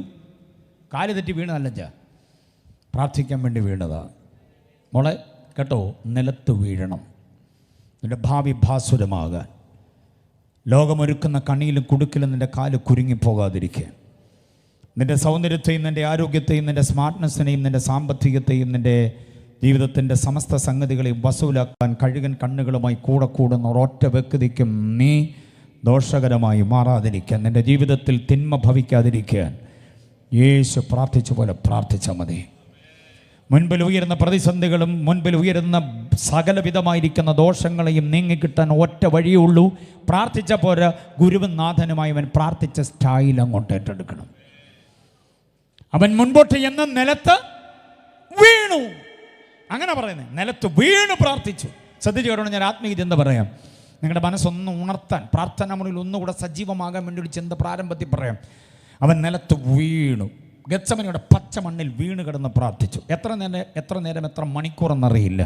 പ്രാർത്ഥന കഴിഞ്ഞ് എഴുന്നേറ്റ് ആ മണ്ണിൽ തന്നെ ഉപ്പുറ്റി ഉറപ്പിച്ച് നിന്നു. അപ്പോഴാണ് പന്തവും കുന്തവും വാളും വടിയുമായി പിടിച്ചു കെട്ടി കൊണ്ടുപോകാൻ ചേവകർ വന്നത്. ചേവകരെന്ന് പറഞ്ഞാൽ എന്താണെന്നറിയാമോ? ആലയം വക പോലീസാണ്. ആലയത്തിൻ്റെ ചുറ്റുവട്ടങ്ങളിലും അകത്തും പുറത്തും കാവൽ കാക്കുന്ന സെക്യൂരിറ്റി പോലീസ് ഫോഴ്സിനെയാണ് ചേവകർ എന്ന് മലയാളത്തിലേക്ക് ലിപിയന്ത്രണം ചെയ്തിട്ടുള്ളത്. ആ ചേവകർ വന്നു. അവർ ഉയർത്തിപ്പിടിച്ച പന്തത്തിൻ്റെ വെട്ടത്തിലൂടെ കയറി നിന്നുകൊണ്ട് അവരോട് തന്നെ ചോദിച്ചു, ആരെ തിരയുന്നു? ആരെ തിരയുന്നു? യേശുവിനെ പിടിച്ച് കെട്ടിക്കൊണ്ട് പോകാൻ വന്നതാണെന്ന് യേശുവിന് തന്നെ അറിയാം. പക്ഷെ പ്രാർത്ഥന മുറിയിൽ നിന്ന് എഴുന്നേറ്റവൻ്റെ ഒരു ആരോഗ്യം ഒന്ന് വേറെ തന്നെയാണ്. മനസ്സിലാകുന്നുണ്ടോ? പ്രാർത്ഥനയിൽ വീണ് കിടന്നവൻ എഴുന്നേറ്റ് നിന്ന് തന്നെ പിടിച്ചു കെട്ടിക്കൊണ്ട് പോകാൻ വന്ന ശത്രുവിനോട് ചോദിക്കുന്നു, ആരെ തിരയുന്നു? അവർ പറഞ്ഞു, ഞങ്ങൾ യേശുവിനെ തിരയുന്നു. അപ്പം മനസ്സിലായില്ല ഇതാ യേശു എന്നുള്ള കാര്യം. 30 വെള്ളിക്കാശ് വാങ്ങിച്ച് കീശയിലിട്ട് കിലുക്കിക്കൊണ്ട് വരുന്ന യൂദായും യേശുവിനെ അടുത്ത് കണ്ടപ്പോൾ പുള്ളിക്കൊരു ഉൾവലിച്ചിലുണ്ടായി, പുറകോട്ടങ്ങ് മാറി. യേശു അതാണെന്ന് പറയാൻ പുള്ളിക്കൊരു ചമ്മലുണ്ടായി. അങ്ങ് പുറകോട്ട് മാറി നിൽക്കുമ്പോഴേ യേശു ചോദിക്കുന്നു, ആരെ തിരയുന്നു? അവർ പറഞ്ഞു, യേശുവിനെ തിരയുന്നു. യേശുവിൻ്റെ മറുപടി, അത് ഞാൻ തന്നെ, അത് ഞാൻ തന്നെ. ചപ്പാത്തിങ്കരയോട് ഞാനൊരു ചോദ്യം ചോദിക്കുക, അത് ഞാൻ തന്നെ എന്ന് യേശു പറഞ്ഞപ്പോൾ എന്തോ സംഭവിച്ചു? പറ. അത് ഞാൻ തന്നെ എന്ന് യേശു പറഞ്ഞപ്പോൾ എന്തോ സംഭവിച്ചു? യോഹന്നാൻ 18:6. യോഹന്നാന്റെ സുവിശേഷം 18-ാം അധ്യായം 6-ാം വാക്യം ഇങ്ങനെ വായിക്കുന്നു, അത് ഞാൻ തന്നെ എന്നവൻ അവരോട് പറഞ്ഞപ്പോൾ അവർ പിൻവാങ്ങി നിലത്ത് വീണു. മനസ്സിലായോ? അവർ പിൻവാങ്ങി. യേശു കൈ ഓങ്ങിയൊന്നുമില്ല, ഒരു പ്രകടനവും ചെയ്തില്ല. ഇത്ര ചോദിച്ചുള്ളൂ, ആരെ തിരയുന്നു? അവർ പറഞ്ഞു യേശുവിനെ തിരയുന്നു. അത് ഞാൻ തന്നെ എന്ന് പറഞ്ഞ മാത്രയിൽ ആയുധധാരികളായ മുഴുവൻ ജേവകരും കൂടെ എന്തോ ചെയ്തു? നിലത്ത് വീണുപോയി, പിൻവാങ്ങി നിലത്ത് വീണു. ഞാനവിടെ ഒരു ആത്മീക ചിന്ത, വളരെ മനോഹരമായ ആത്മീക ചിന്ത പറയാം, ഉൾത്തടത്തിലങ്ങ് ഏറ്റെടുത്തോണം. അവർ പിൻവാങ്ങി നിലത്ത് വീണു എന്ന് പറയും. ഇതുവരെ നിലത്ത് വീണ് കിടന്ന ആരാ? ഇതുവരെ നിലത്ത് വീണ് കിടന്ന ആരാ? യേശുവ. ഇപ്പോൾ വീണ് കിടക്കുന്ന ആരാന്ന് പറ എന്ന് പറഞ്ഞാൽ എന്തോ മനസ്സിലായി നിങ്ങൾക്ക്? അവിടെ ഉയർന്നു വരുന്ന ആത്മീക ചിന്ത മറക്കരുത്. പ്രാർത്ഥനാ മുറിയിൽ വീണ് കിടക്കാൻ നിനക്ക് മനസ്സായാൽ പ്രാർത്ഥന കഴിഞ്ഞ് എഴുന്നേൽക്കുമ്പോൾ നിൻ്റെ ശത്രു നിൻ്റെ മുമ്പിൽ വീണിരിക്കും. എത്ര പേർക്ക് ബോധ്യമാകുന്നുണ്ട്? ഉയർന്നു നിൽക്കുന്ന കോട്ടകൊത്തളങ്ങളും ഉയർന്നു നിൽക്കുന്ന വൻമതിലുകളും ഉയർന്നു നിന്ന് പത്തി വിരിച്ചാടുന്ന സകലവിധ ദുഷ്ടപ്പോരുകളും നിൻ്റെ പതനം കാണാൻ ആഗ്രഹിച്ച് ചെയ്തു കൂട്ടുന്ന വിളിച്ചു ചൊല്ലലുകളും നേർച്ച കാഴ്ചകളും അർപ്പണ തർപ്പണങ്ങളും അവിടെ നിന്നും ഇവിടെ നിന്നും ആവാഹിച്ചു വിടുന്ന ചില ദുഷ്ടവ്യാപാരങ്ങൾ നിന്റെ മുമ്പിൽ അടിപതറി വീഴാൻ ഒറ്റ മാർഗമേ ഉള്ളൂ. പ്രാർത്ഥന മുറിയിൽ നിലത്തോട്ടങ്ങ് വീഴാൻ കഴിയണം. ശമ്പളം മറക്കണം, തസ്തിക മറക്കണം, നീ നിൽക്കുന്ന ഉന്നത പദവി മറക്കണം. നിലത്തോട്ട് വീണ് കിടന്ന് പ്രാർത്ഥിക്കുഞ്ഞേ, നിന്റെ മുൻപിൽ ഉയരുന്ന കോട്ടകൊത്തളങ്ങൾ ഇടിഞ്ഞു മറിയും. വിശ്വസിക്കുന്നവരെ കരമടിച്ച് കർത്താവിനെ സ്തുതിക്ക്, ശക്തമായ ദൈവത്തെ ആരാധിക്ക്. കാലപ്പഴക്കമുള്ള ചില പോരുകളുടെ നിന്നെ വിട്ടുപോകത്തില്ലെന്ന് പറയുന്നു. നിന്റെ മണ്ണ് നിനക്ക് തരാതിരിക്കുക, നിന്റെ വീട് നിനക്ക് തരാതിരിക്കുക, നിന്നെ ഒന്നുമില്ലാത്തവനാക്കി വിടാൻ, നിന്റെ കുടുംബത്തിനകത്ത് ശൈഥല്യമുണ്ടാക്കാൻ, നിന്റെ തലമുറയുടെ എഴുന്നേറ്റം തടയാൻ പോരുകളായി നിൽക്കുന്ന സകല മതിൽക്കെട്ടുകളും വീണുടയാൻ ഒറ്റ മാർഗമേ ഉള്ളൂ. നിലത്ത് വീഴണം. പ്രാർത്ഥനാ മുറിയിൽ നിലത്ത് വീഴണം. സ്റ്റൈല് മാറ്റ്. പ്രാർത്ഥനയുടെ ഒരു സ്റ്റൈല് മാറ്റ്. യെസ്, ശാരീരിക ക്ഷീണത്തിന് മുൻതൂക്കമൊന്നും കൊടുക്കണ്ട, അതൊക്കെ മാറ്റി കിട്ടും. അയ്യോ തലവേദനയാ, പല്ലുവേദനയാ, നടുവിന് വേദനയാ, മുട്ടിന് വേദനയാ, കൂടെ പറയുന്നു വയ്യ. പെന്തക്കോസുകാരനാ. വായിന്ന് മാറാത്ത 2-3 പദങ്ങളുണ്ട്. വയ്യ. ഒരു ദിവസം എത്ര പ്രാവശ്യം പറയും വയ്യ എന്ന് പറയുന്നതിൻ്റെ കൂട്ടത്തിൽ പറയുന്ന വേറൊരു പദമാ അയ്യോ. അതിൻ്റെ കൂട്ടത്തിൽ 3-ാമതൊരു സംഗതിയുണ്ട്, ഇല്ല. ഇത് 3ഉം പെന്തക്കോസുകാരുടെ വായിന്ന് മാറാത്തിടത്തോളം കാലം നീ ഗുണം വരുത്തില്ല. ഈ ഇല്ല എടുത്തങ്ങ് കളയണം. സുഖമുണ്ടോ? ഇല്ല. വല്ലതും കഴിച്ചോ? ഇല്ല. മക്കളാരെങ്കിലും വിളിച്ചോ? ഇല്ല. പാസ് ഇതുവഴി വന്നായിരുന്നോ? ഇല്ല. കൺവെൻഷൻ ഉണ്ട്, വരുന്നോ? ഇല്ല. എന്നാ ചോദിച്ചാൽ ഇല്ലെന്നേ പറയുള്ളൂ. ഈ അയ്യോ എന്നൊക്കെ പറയുന്നത് ഭയങ്കര ഗുരുതരമായ ഒരു സംഗതിയാണ്, അറിയാമോ? ഹൈന്ദവ സ്നേഹിതർ വെച്ച് ആരാധിക്കുന്ന അവരുടെ ഒരു പ്രധാനപ്പെട്ട ദൈവമാണ് അയ്യൻ. മനസ്സിലാകുന്നുണ്ടോ? ആ അയ്യനെയാണ് നമ്മൾ അയ്യോ എന്ന് വിളിക്കുന്നത്. പുള്ളി വിളിപ്പുറത്തെങ്കിൽ വരും. വന്നു കഴിഞ്ഞ് പിന്നെ പറഞ്ഞു വിടാൻ എന്നാ പാടാന്നറിയാവോ? അതുകൊണ്ട് ആവശ്യമില്ലാതെ വീട്ടിലിരുന്ന് അയ്യോ എന്ന് വിളിക്കരുത്, പുള്ളി വന്ന് കയറും. അതുകൊണ്ട് അയ്യോ എന്ന് പറയാനായിട്ട് നാക്ക് ഇങ്ങനെ ത്രസിക്കുന്നിടത്തെല്ലാം സ്തോത്രം കർത്താവേ, സ്തോത്രം എൻ്റെ കർത്താവേ, സ്തോത്രമെന്ന് പറയണം. മനസ്സിലായോ? ഈ പാപ്പരത്വത്തിൻ്റെ അരാജകത്വത്തിൻ്റെ ഈ വാക്കുകൾ നമ്മുടെ നാവിന്നെടുത്താൻ കളയണം. ഏതാ 3 വാക്കുകൾ? വയ്യ എന്ന് പറയുകയും ചെയ്യും. എന്തെല്ലാം പരിപാടി ഒപ്പിച്ച് വെക്കുന്നതെന്നറിയാവോ? അതാണ് സംഭവം. പറച്ചിലൊക്കെ കിട്ടിയ ഏഴേം കൃമിയും മണ്ണാങ്കട്ടയും പൊടിയും പൂഴിയും ചാരവും പഴന്തുണിയും കുപ്പയുമായ എന്നെ അനുഗ്രഹിക്കണേന്ന് ഒക്കെ അങ്ങ് പറഞ്ഞ് അങ്ങ് എളിമയുടെ അങ്ങേ അറ്റം വരെയാ പോവുക. മനസ്സിലായോ? വയ്യ എന്ന് പറയുകയും ഇങ്ങനെയും കൂടെ പറയുകയും ചെയ്യുമ്പം അയ്യോ പാവം, ഇത്രയും വിനയമുള്ള ഒരാളെന്നൊക്കെ നമ്മൾ, പക്ഷെ ഒപ്പിച്ച് വയ്ക്കുന്ന പണി കണ്ട ഭയങ്കരമാണ്.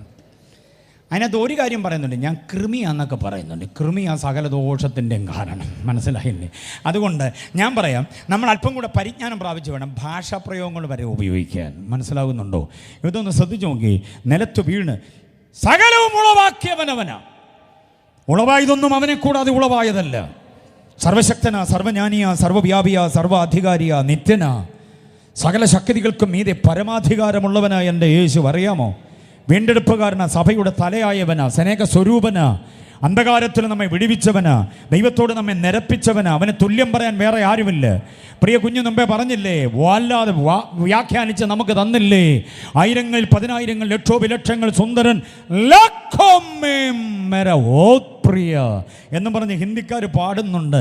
ഓ, ലക്ഷങ്ങളിൽ സുന്ദരനായ എൻ്റെ യേശു, ചെറുമാനിനും കലക്കുട്ടിക്കും തുല്യനായി ഓടി വരുന്നവൻ, മലകളുടെ ഇടയിലൂടെ ഓടി വരുന്നവൻ, കാട്ടുമരങ്ങൾക്കിടയിൽ നാരകം പോലെയുള്ളവൻ, ആ എൻ്റെ കർത്താവ് വെണ്മയും ചുവപ്പുമുള്ളവൻ, അത്ര ശ്രേഷ്ഠനാണ്. പക്ഷേ അവനെ ഇപ്പം നിലത്ത് വീണ് കിടക്കുന്നത്. ആ കർത്താവിന് പ്രാർത്ഥന മുറി നിലത്ത് വീഴാൻ പറ്റുമെങ്കിൽ പിന്നെ നമ്മുടെ കാര്യം നമ്മൾ വേറെ ഒരു പത്രാസും വിചാരിക്കേണ്ട, നിലത്തോട്ട് വീഴ്. കുഞ്ഞുങ്ങളോട് ഞാൻ പ്രത്യേകം പറയുന്നു, മോനെ, നിൻ്റെ പപ്പയ്ക്കും മമ്മിക്കും സാമ്പത്തിക പരാധീനതകളും സാഹചര്യങ്ങളും ഉണ്ടാകാം. പക്ഷേ അതിനെല്ലാം മീതെ ദൈവം നിന്നെ ഉയർത്താൻ നീ വീഴണം താഴോട്ട്. പ്രാർത്ഥന മുറിക്ക്. സഭായോഗത്തിന് വരുമ്പോഴും കൺവെൻഷന് വരുമ്പോഴും ഉള്ള കാര്യമല്ല പറയുക. വ്യക്തിപരമായ പ്രാർത്ഥനയിൽ നീ നിലത്ത് വീഴാമെങ്കിൽ പ്രാർത്ഥന കഴിഞ്ഞ് എഴുന്നേൽക്കുമ്പോൾ നിൻ്റെ ശത്രു നിൻ്റെ മുമ്പിൽ വീണിരിക്കും. കോട്ടകൊത്തളങ്ങൾ തകരും കേട്ടോ. നിൻ്റെ പതനം കാണാൻ വീട്ടുമുറ്റത്തൊരു വിവാഹ പന്തലിന് പകരം ഒരു മരണപ്പന്തൽ ഉയരണമെന്ന് കാണാൻ കണ്ണിൽ എണ്ണയും ഒഴിച്ച് കാത്തിരിക്കുന്ന ചില ആളുകളുണ്ട്. നിനക്കെതിരെ പല ചെയ്ത്തുദോഷങ്ങൾ ചെയ്ത് നിന്റെ പതനം കാണാൻ കിട്ടുന്ന വിലയ്ക്ക് വിറ്റ് നീ അവിടുന്ന് കായ് ഒന്നുമില്ലാതെ ഇറങ്ങിപ്പോകുന്നത് കാണാൻ ആഗ്രഹിക്കുന്നവരുണ്ട്. നിന്റെ പേരിലുള്ള വസ്തു നിൻ്റേതല്ലാതാക്കി മാറ്റാൻ ആഗ്രഹിക്കുന്നവരുണ്ട്. അങ്ങനെയുള്ള സകല ഇടപാടുകളെയും കർത്താവ് കൈകാര്യം ചെയ്യാൻ ഒറ്റ മാർഗമേ ഉള്ളൂ. ദേശത്ത് നിന്റെ തല ഉയർത്തി നിന്റെ ഉപ്പൂറ്റി ഉറപ്പിച്ച നാട്ടല് വളയാതെ ശുശ്രൂഷയിൽ നിന്റെ അനുഗ്രഹീതമായ നിലപാട് ഉയർത്തുവാൻ കർത്താവിനെ കൊണ്ട് കഴിയും. പക്ഷേ പ്രാർത്ഥനയല്ലാതെ വേറെ കുറുക്കു വഴി ഒന്നുമില്ല. The style of his prayer, യേശുവിൻ്റെ പ്രാർത്ഥനയുടെ രീതി മനസ്സിലാകുന്നുണ്ടോ? അടുത്തത് യേശുവിൻ്റെ പ്രാർത്ഥനയുടെ ഔട്ട്കം. സ്വർഗം തുറന്നു, പരിശുദ്ധാത്മാവ് ഇറങ്ങി, ദൈവിക ശബ്ദം കേട്ടു എന്ന വായിക്കുക. മനസ്സിലാകുന്നുണ്ടോ?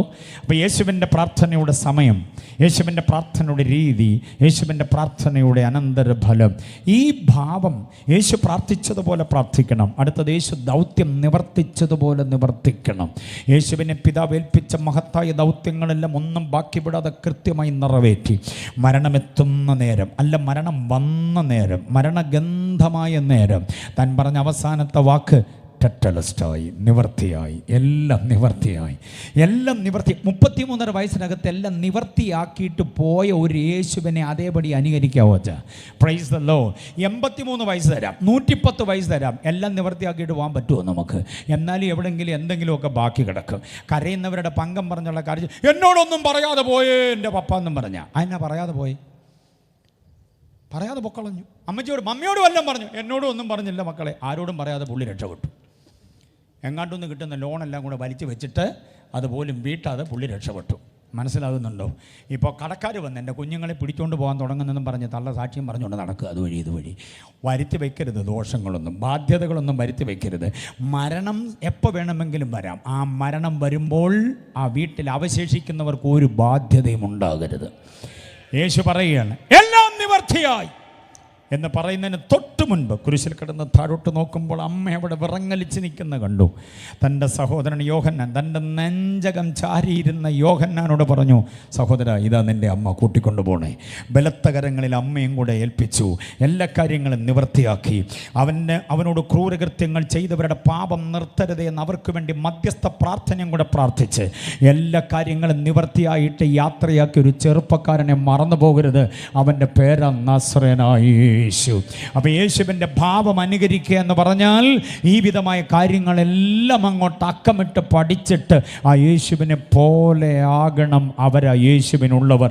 അവർ മാത്രമേ പുനരാഗമനത്തിൽ ഉയർത്തു വരികയുള്ളൂ. നല്ലൊരു മാതൃക നമുക്ക് കാണിച്ചു വെച്ചിട്ട് പോയതാണ്. 33.5 വർഷം കൊണ്ട് ഈ പാർത്തലത്തിൽ നാം ഇനി എങ്ങനെ ജീവിക്കണമെന്ന് ഉദാത്തമായ, ഉന്നതമായ, ഉത്കൃഷ്ടമായ മാതൃക കാണിച്ചിട്ട് പോയ ആ യേശുവിനെ പോലെയായവരാണ് യേശുവിനുള്ളവർ. ഒറ്റ ചിന്തയും കൂടെ കേൾക്കണം, യേശുവിൻ്റെ ആത്മാവില്ലാത്തവൻ അവനുള്ളവനല്ല. മനസ്സിലായോ? റോമാലേഖനം 8-ാം അധ്യായം 9-ാം വാക്യം. യേശുവിനുള്ളവരാകണമെങ്കിൽ എന്തോ വേണം?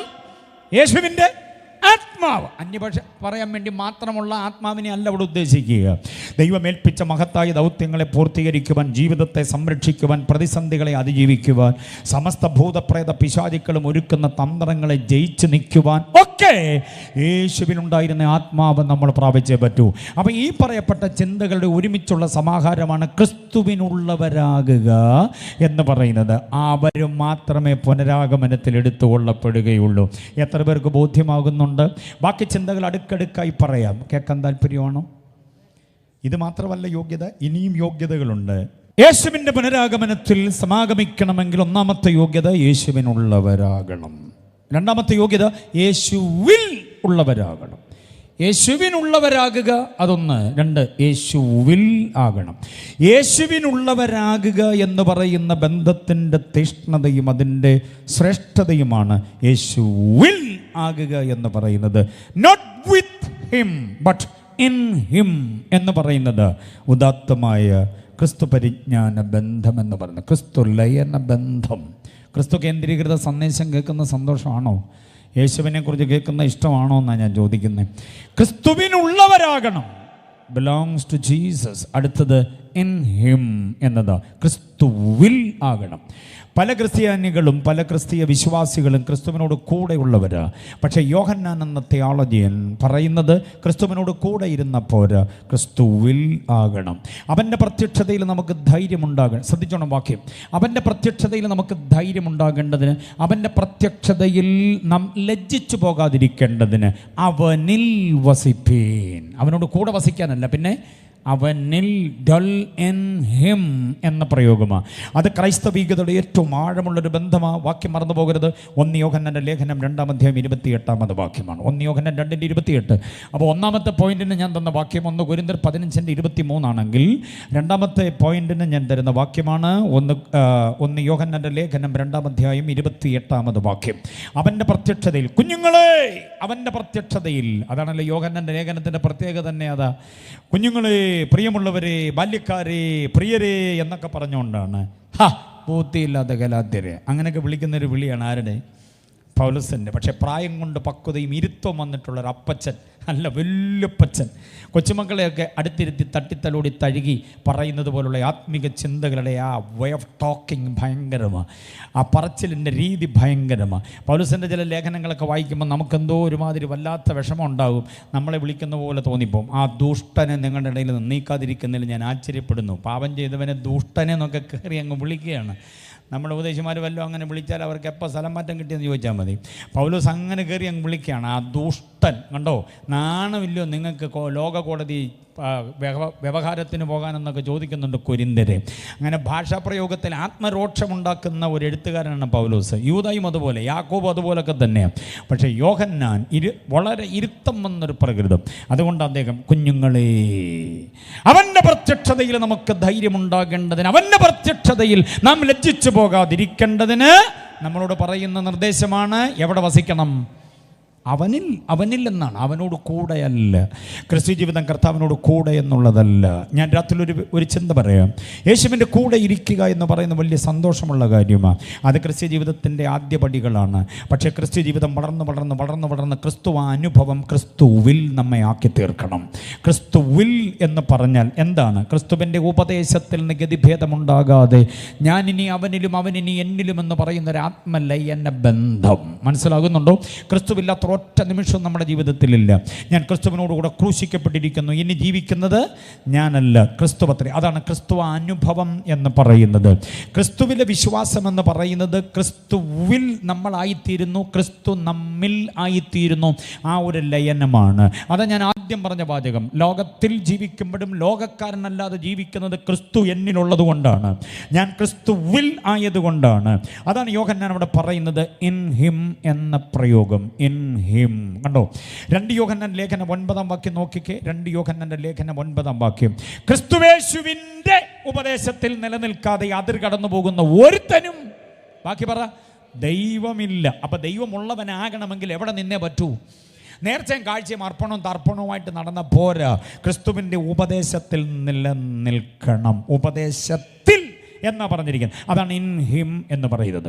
ഗെത്സമനെ തോട്ടത്തിൽ യേശുവിൻ്റെ കൂടെ ശിഷ്യന്മാരെല്ലാവരും ഉണ്ടായിരുന്നു, യൂദ ഒഴികെ. ബാക്കി യൂദ ഉണ്ടായിരുന്നു, യൂദ ചേവകരുടെ കൂട്ടത്തിലായിരുന്നു. ബാക്കിയുള്ളവരെല്ലാവരും യേശുവിനോടൊപ്പം ഉണ്ടായിരുന്നു. പക്ഷെ പിടിച്ചുകെട്ടും അടിച്ചു നടത്തും, യേശുവിനെ ക്രൂശിക്കും. യേശു പറഞ്ഞതുപോലെ മനുഷ്യപുത്രൻ പിടിക്കപ്പെടും, അവനെ ക്രൂശിക്കും, തല്ലും, കൊല്ലും എന്നൊക്കെ പറഞ്ഞ വാചകം ഓർത്തിട്ട് കൂടെ നിന്നവരെല്ലാവരും ഓടി. കയറി വന്നത് ഒറ്റ വഴിയിലൂടെ, ഓടിയത് 12 വഴിയിലൂടെ, അറിയാമോ? അതുവഴി ഇതുവഴി. പിന്നെ നമ്മൾ വായിക്കുന്നവരെല്ലാവരും അവനെ അകലം വിട്ട് അനുഗമിച്ചു. ആരും യേശുവിൻ്റെ കൂടെ ഇല്ലായിരുന്നു. കുരിശിൻ്റെ ചുവട്ടിൽ പോലും വൈകി വന്ന യോഹന്നാൻ അല്ലാതെ വേറെ ആരും ഉണ്ടായിരുന്നില്ല.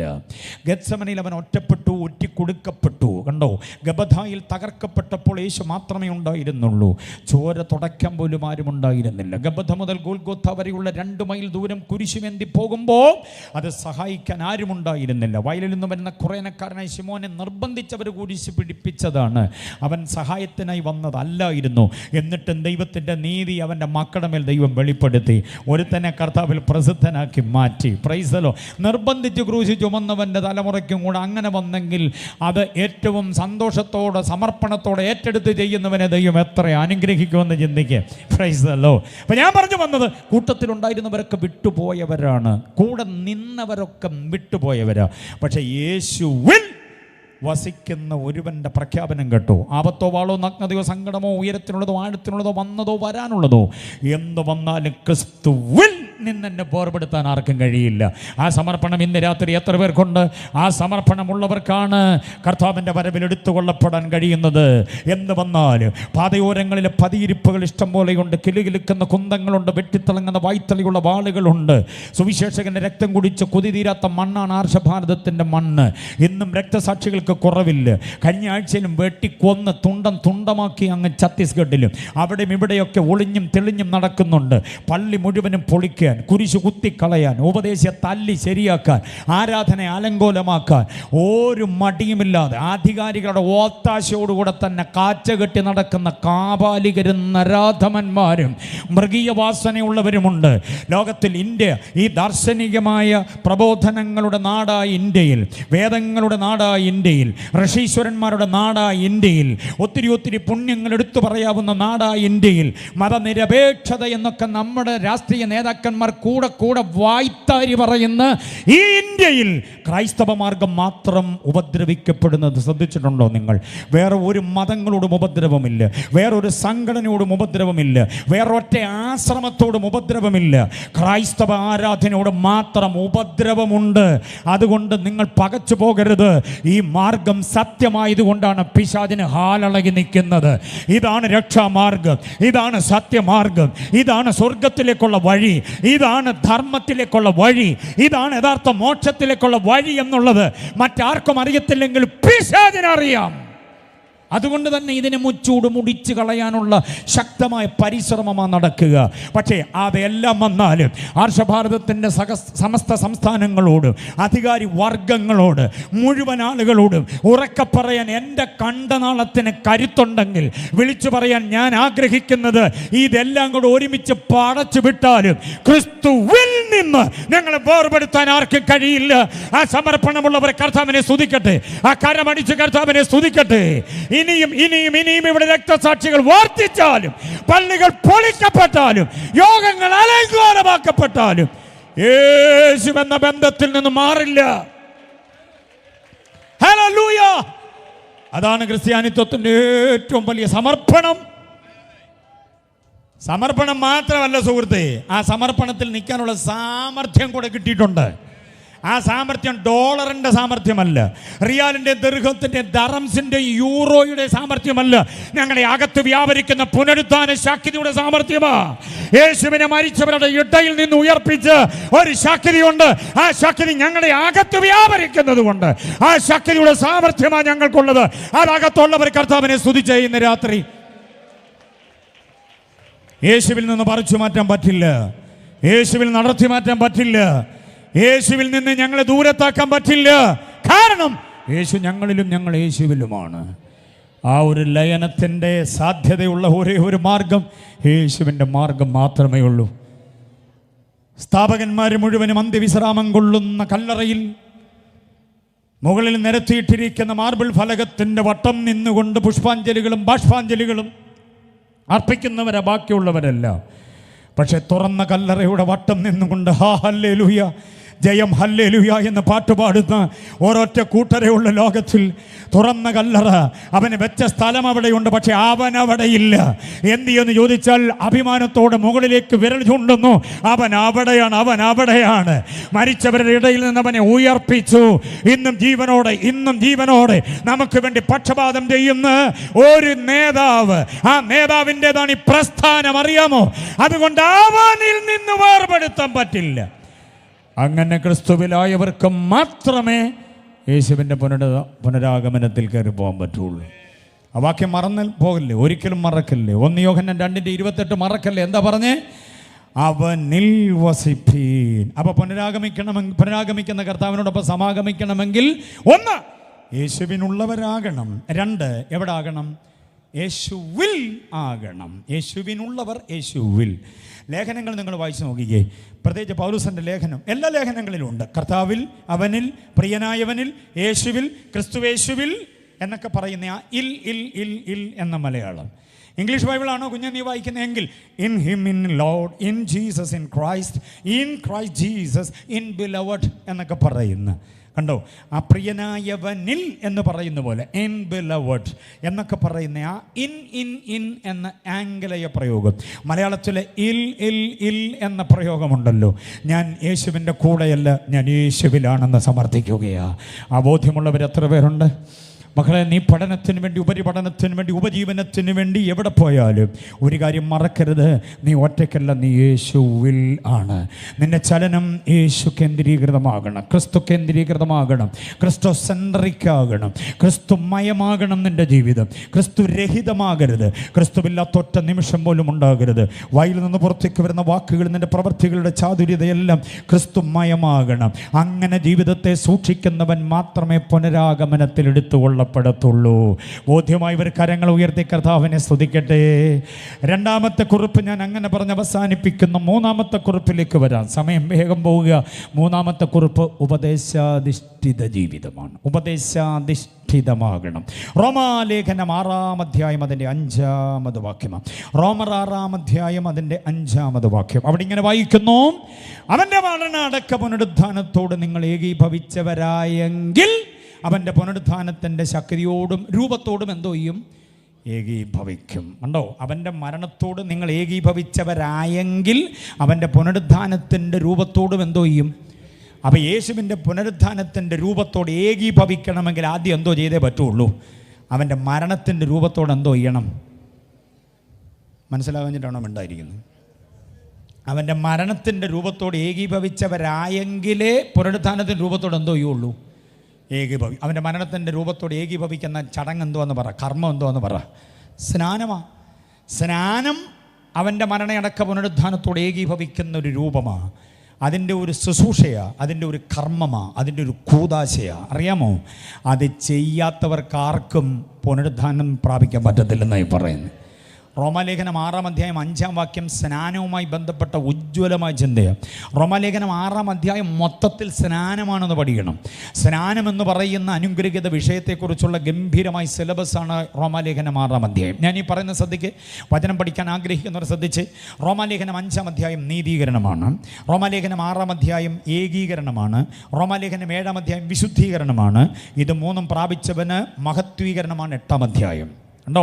ഈ 4 വിഷയങ്ങൾ ആഴത്തിൽ പഠിക്കണം. 5-ാം അധ്യായം ഏകീകരണം, 5-ാം അധ്യായം നീതീകരണം, വിശ്വാസത്താൽ നീതീകരിക്കപ്പെടുകയാണ് നമ്മൾ. ക്രിസ്തുയേശുവിന്റെ വിശ്വാസം, ജസ്റ്റിഫിക്കേഷൻ ബൈ ഫെയ്ത്ത്. 5-ാം അധ്യായം 1 മുതൽ 10 വരെയുള്ള വാക്യങ്ങളിൽ വിശ്വാസത്താലുള്ള നീതീകരണത്തിൻ്റെ അനന്തര ഫലമാണ്. ദൈവത്തോടുള്ള റെക്കൺസിലിയേഷൻ അടക്കമുള്ള 10 കാര്യങ്ങൾ അക്കമിട്ട് നിരത്തുന്നുണ്ട്. ദൈവത്തെങ്കിലേക്കുള്ള വഴി, ദൈവത്തോടുള്ള സമാധാനം, അങ്ങനെ പറഞ്ഞ് 10 കാര്യങ്ങൾ അക്കമിട്ട് നിരത്തുന്നുണ്ട് ആദ്യത്തെ 10 വാക്യങ്ങളിൽ. അത് വിശ്വാസത്താലുള്ള നീതീകരണത്തിൻ്റെ അനന്തരഫലമാണ്. അപ്പോൾ 5-ാം അധ്യായം നീതീകരണമാണ്. കുഞ്ഞുങ്ങളൊക്കെ ഓർത്തിരുന്നോണം, റോമാലേഖനം 5-ാം അധ്യായം നീതീകരണമാണ്.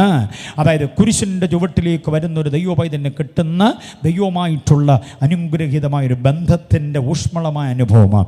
അത് കഴിഞ്ഞാൽ പിന്നെ സ്നാനക്കടവിലേക്ക് ഇറങ്ങണം. 6-ാം അധ്യായം രക്ഷിക്കപ്പെട്ടവൻ എന്തോ ഇതേ പറ്റുള്ളൂ? സ്നാനപ്പെട്ടേ പറ്റുള്ളൂ. സ്നാനത്തിന് പൗലോസ് കൊടുക്കുന്ന ഗംഭീരമായൊരു ഭാഷ്യം കണ്ടു. അവൻ്റെ മരണത്തോട് ഏകീഭവിച്ചവരായെങ്കിൽ അവൻ്റെ പുനരുത്ഥാനത്തിൻ്റെ സാദൃശ്യത്തോടും എന്തോ ചെയ്യും? ഏകീഭവിക്കും. അപ്പം സ്നാനപ്പെട്ടാൽ മാത്രമേ പുനരുത്ഥാനത്തിൽ നമ്മൾ എടുത്തുകൊള്ളപ്പെടത്തുള്ളെന്നുള്ള അതിൻ്റെ അർത്ഥം മനസ്സിലായി. ചിലർ ചോദിക്കാറുണ്ട്, എന്നാ ഉദ്ദേശിച്ച് സ്നാനപ്പെട്ടില്ല സ്വർഗത്തിൽ പോകത്തില്ലയോ? സ്വർഗത്തിൽ പോകത്തില്ലയോ എന്നുള്ള ആ ചോദ്യത്തിന് വ്യക്തമായ, യുക്തമായ, ശക്തമായ മറുപടി പൗലോസ് പറയുകയാണ്. സ്നാനപ്പെട്ടാൽ പുനരുത്ഥാനത്തിൻ്റെ സാദൃശ്യത്തോട് ഏകീഭവിക്കും. സ്നാനമെന്ന് കേൾക്കുമ്പോഴേ വല്ലാതെ പുറകോട്ട് വലിഞ്ഞു പോകേണ്ട കാര്യമില്ല. ഞാൻ പെട്ടതാണെന്നൊക്കെ പറഞ്ഞ് നിൽക്കേണ്ടതില്ല. വചനത്തിൽ പറയുന്നത് പോലെ സ്നാനമേറ്റേ പറ്റുകയുള്ളൂ. മനസ്സിലായോ? മിശിഹ കാട്ടിത്തന്ന രീതിയിൻ പ്രകാരം, അപ്പോസ്തലന്മാർ ചെയ്ത രീതിയിൻ പ്രകാരം, തിരുവെഴുത്തിൽ ലിഖിതമാക്കിയിരിക്കുന്ന വചനപ്രകാരം സ്നാനം ആര് ഏറ്റെടുക്കുമോ അവരാണ് പുനരുത്ഥാനത്തിൽ എടുത്തുകൊള്ളപ്പെടുന്നത്, പുനരാഗമനത്തിൽ എടുത്തുകൊള്ളപ്പെടുന്നത്. സമ്മതിക്കുന്നവർ കർത്താവിനെ സ്തുതിച്ചാട്ടെ. Praise the Lord. ഈ സ്നാനം എന്ന് പറയുന്ന വസ്തുത അവസാന ദിവസം സ്നാനത്തെക്കുറിച്ച് പറയേണ്ടതുണ്ടോ എന്ന് എനിക്കറിയില്ല.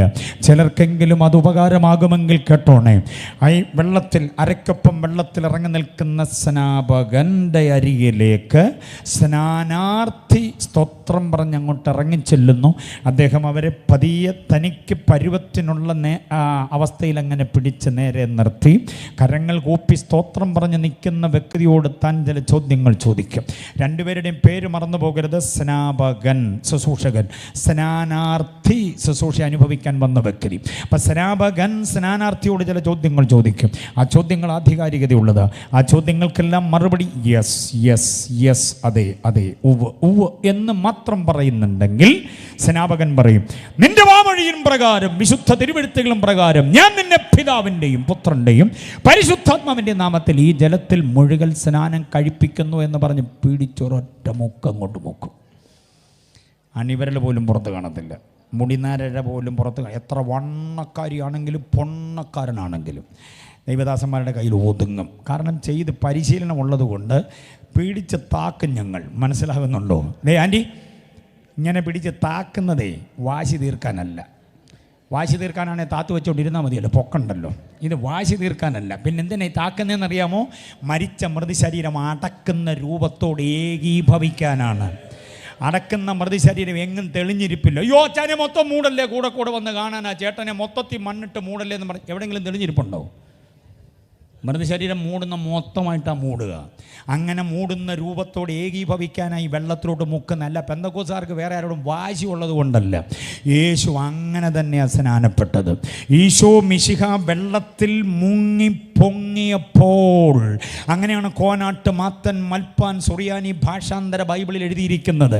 നമ്മൾ ഉപയോഗിക്കുന്ന ഈ ബൈബിൾ ചാത്തുണ്ണി മേനോൻ മാഷ എഴുതിയ ലിപിയന്തരണം ചെയ്ത ഈ ബൈബിളിനകത്ത് എഴുതിയിരിക്കുന്നത് മിശിഹ വെള്ളത്തിൽ നിന്ന് കയറിയപ്പോൾ പരിശുദ്ധാത്മാവ് പ്രാവെന്ന പോലെ ഇറങ്ങിയെന്ന.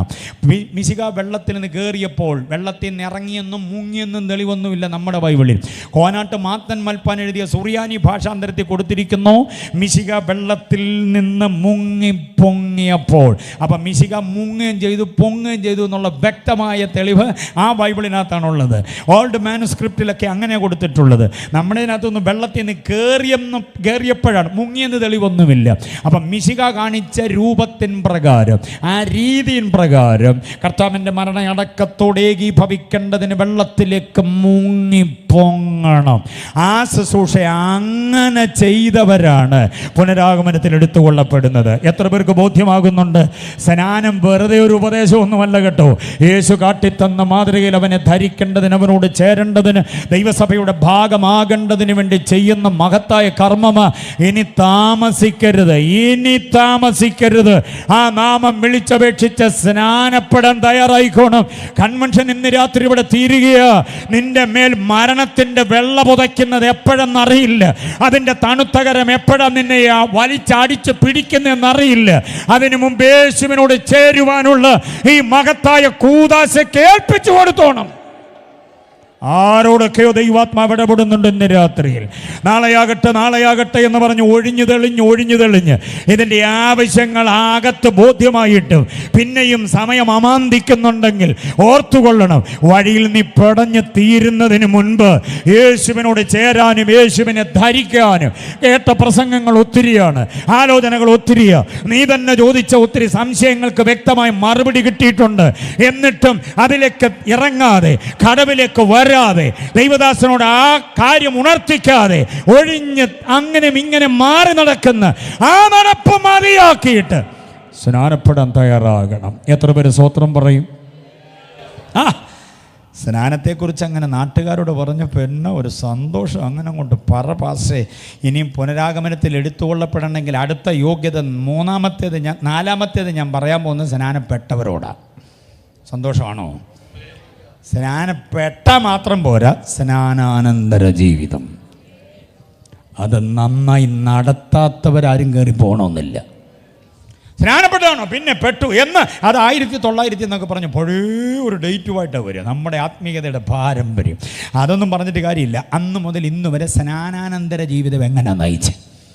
ഏത് വിഷയവും ആഴത്തിൽ പഠിക്കാൻ ഞാനൊരു രീതി പറയാം. ഒന്ന് മാനസാന്തരം, അടുത്തത് മാനസാന്തര അനന്തര ജീവിതം, അടുത്തത് സ്നാനം, അടുത്ത വിഷയം സ്നാനാനന്തര ജീവിതം, അടുത്ത ആത്മനിറവ്. അതിനടുത്ത പാഠം എന്താണെന്നറിയാമോ? ആത്മനിറവിന് അനന്തര ജീവിതം. കണ്ടോ? ഇങ്ങനെ ഏത് വിഷയത്തെയും അനന്തരം എന്ന് ചേർത്ത് പഠിക്കണം. വിവാഹം അനന്തര ജീവിതം എങ്ങനെ, അത് പഠിക്കണം. ഇതെല്ലാം കൂടി ഇങ്ങനെ ചേർത്ത് പഠിക്കുമ്പോഴാണ് വചനാധിഷ്ഠിതമുള്ള ജീവിതത്തിൻ്റെ ക്രമീകരണമാകുന്നത്. നമ്മുടെ ചർച്ചിലൊക്കെ ഉള്ളൊരു ഇടപാട് കേട്ടിട്ടുണ്ടോ? അത് ഏത് പന്തക്കോ സഭകൾ നോക്കിയാലും നാളെ രാവിലെ 10 മണിക്ക് സ്നാനമുണ്ട്. പേര് തരുന്നവരെല്ലാ പ്രിയപ്പെട്ടവരും 8 മണിക്ക് തന്നെ സഭാ ഹാളിൽ വരേണ്ടതാണ്. കേട്ടിട്ടുണ്ടോ അനൗൺസ്മെൻറ്റ്? 10 മണിക്ക് സ്നാനമെങ്കിൽ പിന്നെ 8 മണിക്ക് എന്തിനാ വരുന്നത്? പറ. സ്നാനത്തിൻ്റെ ക്ലാസ് ഉണ്ട്. സ്നാനത്തിൻ്റെ ക്ലാസ് ഉണ്ട്. സ്നാനം എന്താണ്, എങ്ങനെയാണ്, ആർക്കാണ്, എപ്പോഴാണ്, അതിനെക്കുറിച്ചുള്ള ഉപദേശപരമായ ക്ലാസ് വിശാലമായിട്ട് എടുക്കാൻ, സമഗ്രമായി എടുക്കാൻ വേണ്ടിയാണ് എല്ലാവരും എന്ത് ചെയ്യണമെന്ന് പറയുന്നത്? നേരത്തെ വരണം. സ്നാനത്തിൻ്റെ ക്ലാസ്സിൽ സംബന്ധിച്ചവരെയാണ് ജയം ഹല്ലേലൂയ പാടി നമ്മൾ കുളത്തിലോട്ട് കൊണ്ടുപോകുന്നത്. അറിയാമല്ലോ, സ്നാനവും അതിൻ്റെ പരിപാടിയൊക്കെ ഭയങ്കര ഇൻട്രസ്റ്റിംഗ് ആയ. പക്ഷേ എവിടെങ്കിലും ഏതെങ്കിലും ഒരു സഭയിൽ നിങ്ങൾ കേട്ടിട്ടുണ്ടോ സ്നാനപ്പെട്ടവരാരും ഇങ്ങനെ ചെതറിപ്പോകരുത്, അവർക്ക് ഇനിയും ഒരു ക്ലാസ്സും കൂടെ ഉണ്ട്? കേട്ടിട്ടുണ്ടോ? അങ്ങനെ ഇന്ന് വരെ ഒരു ക്ലാസ്സും എടുത്തിട്ട് അതിൻ്റെ കുഴപ്പമുണ്ട് സഭയ്ക്കകത്ത്. അതിൻ്റെ കുഴപ്പങ്ങളുണ്ട് സഭയ്ക്കകത്ത്. മനസ്സിലാവുന്നുണ്ടോ? സ്നാനം എങ്ങനെയാണെന്ന് മാത്രം പഠിപ്പിച്ചാൽ പോരാ, സ്നാനപ്പെട്ടതിന് ശേഷം എങ്ങനെയാണെന്നും കൂടെ എന്തോ ചെയ്യണം? സ്നാനാനന്തര ജീവിതം. അതിനനുസൃതമായി ജീവിക്കുന്നവനെ കയറിപ്പോകത്തുള്ളൂ.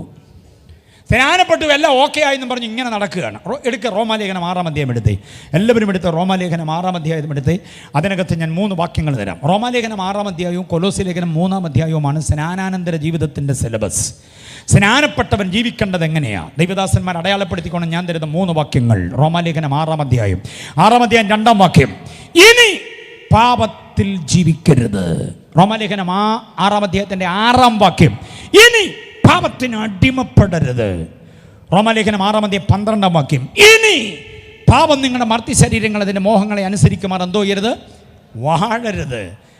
3 വാക്യങ്ങളിലും 6-ന്റെ 2-ാം വാക്യത്തിലൊരു ഇനിയുണ്ട്, 6-ന്റെ 6-ാം വാക്യത്തിലൊരു ഇനിയുണ്ട്, 6-ന്റെ 12-ാം വാക്യത്തിലൊരു ഇനിയുണ്ട്. ഇനി കണ്ടോ? സ്നാനപ്പെട്ടവരെല്ലാം അറിയണം. ഇനി എന്ന് പറഞ്ഞാൽ എന്തുവാ? സ്നാനപ്പെട്ടു. ഇനി ആഫ്റ്റർ ദ ബാപ്റ്റിസം. അതാണ്. സ്നാനപ്പെടുന്നതിന് മുമ്പ് നീ പാപത്തിലാണ് ജീവിച്ചത്. സ്നാനപ്പെടുന്നതിന് മുമ്പ് നീ പാപത്തിന് അടിമപ്പെട്ടിരുന്നു. സ്നാനപ്പെടുന്നതിന് മുമ്പ് പാപം നിന്റെ മർത്തി ശരീരങ്ങളിൽ എന്ത് ചെയ്തിരുന്നു? വാണിരുന്നു. ഇനി അതുണ്ടാകരുത്. ഈ 3 വാക്യങ്ങളെ സമഗ്രമായി പഠിപ്പിക്കണം. അത് കഴിഞ്ഞ് മതി വായിലോട്ട് അപ്പം നുറുക്ക് വെച്ച് കൊടുക്കാൻ. മനസ്സിലാവുന്നുണ്ടോ ഞാൻ പറയുന്നത്? ഇത് സ്നാനപ്പെട്ട് കുളത്തിൽ നിന്ന് കൊണ്ടുവന്നാൽ ഉടനെ നിരത്തി മുമ്പോട്ട് ഇരുത്തിയിട്ട് പാസ് കൈ കൊടുക്കുന്നു, പാസ് ആൻറ്റി കൈ കൊടുക്കുന്നു, സെക്രട്ടറി അച്ഛൻ വരുന്നു, സെക്രട്ടറി ആൻറ്റി വരുന്നു. ഇവരെല്ലാവരും വന്ന് അവരെ ദൈവസഭയോടങ്ങ് ചേർക്കുന്നു. മനസ്സിലായോ? അത് കഴിഞ്ഞാൽ പിന്നെ അപ്പവും വീഞ്ഞും കൊടുക്കുന്നു. പക്ഷേ ഈ പാഠം കൂടെ കഴിഞ്ഞിട്ട് വേണം അപ്പവും വീഞ്ഞും കൊടുക്കാൻ.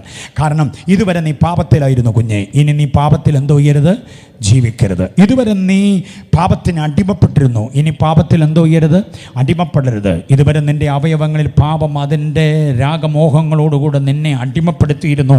അത് വാഴുകയായിരുന്നു. ഇനി നീ പാപത്തെ വാഴാൻ അനുവദിക്കരുത്. നീ പാപത്തെ അടിമയാക്കി അതിൻ്റെ യജമാനനായിക്കൊള്ളണം.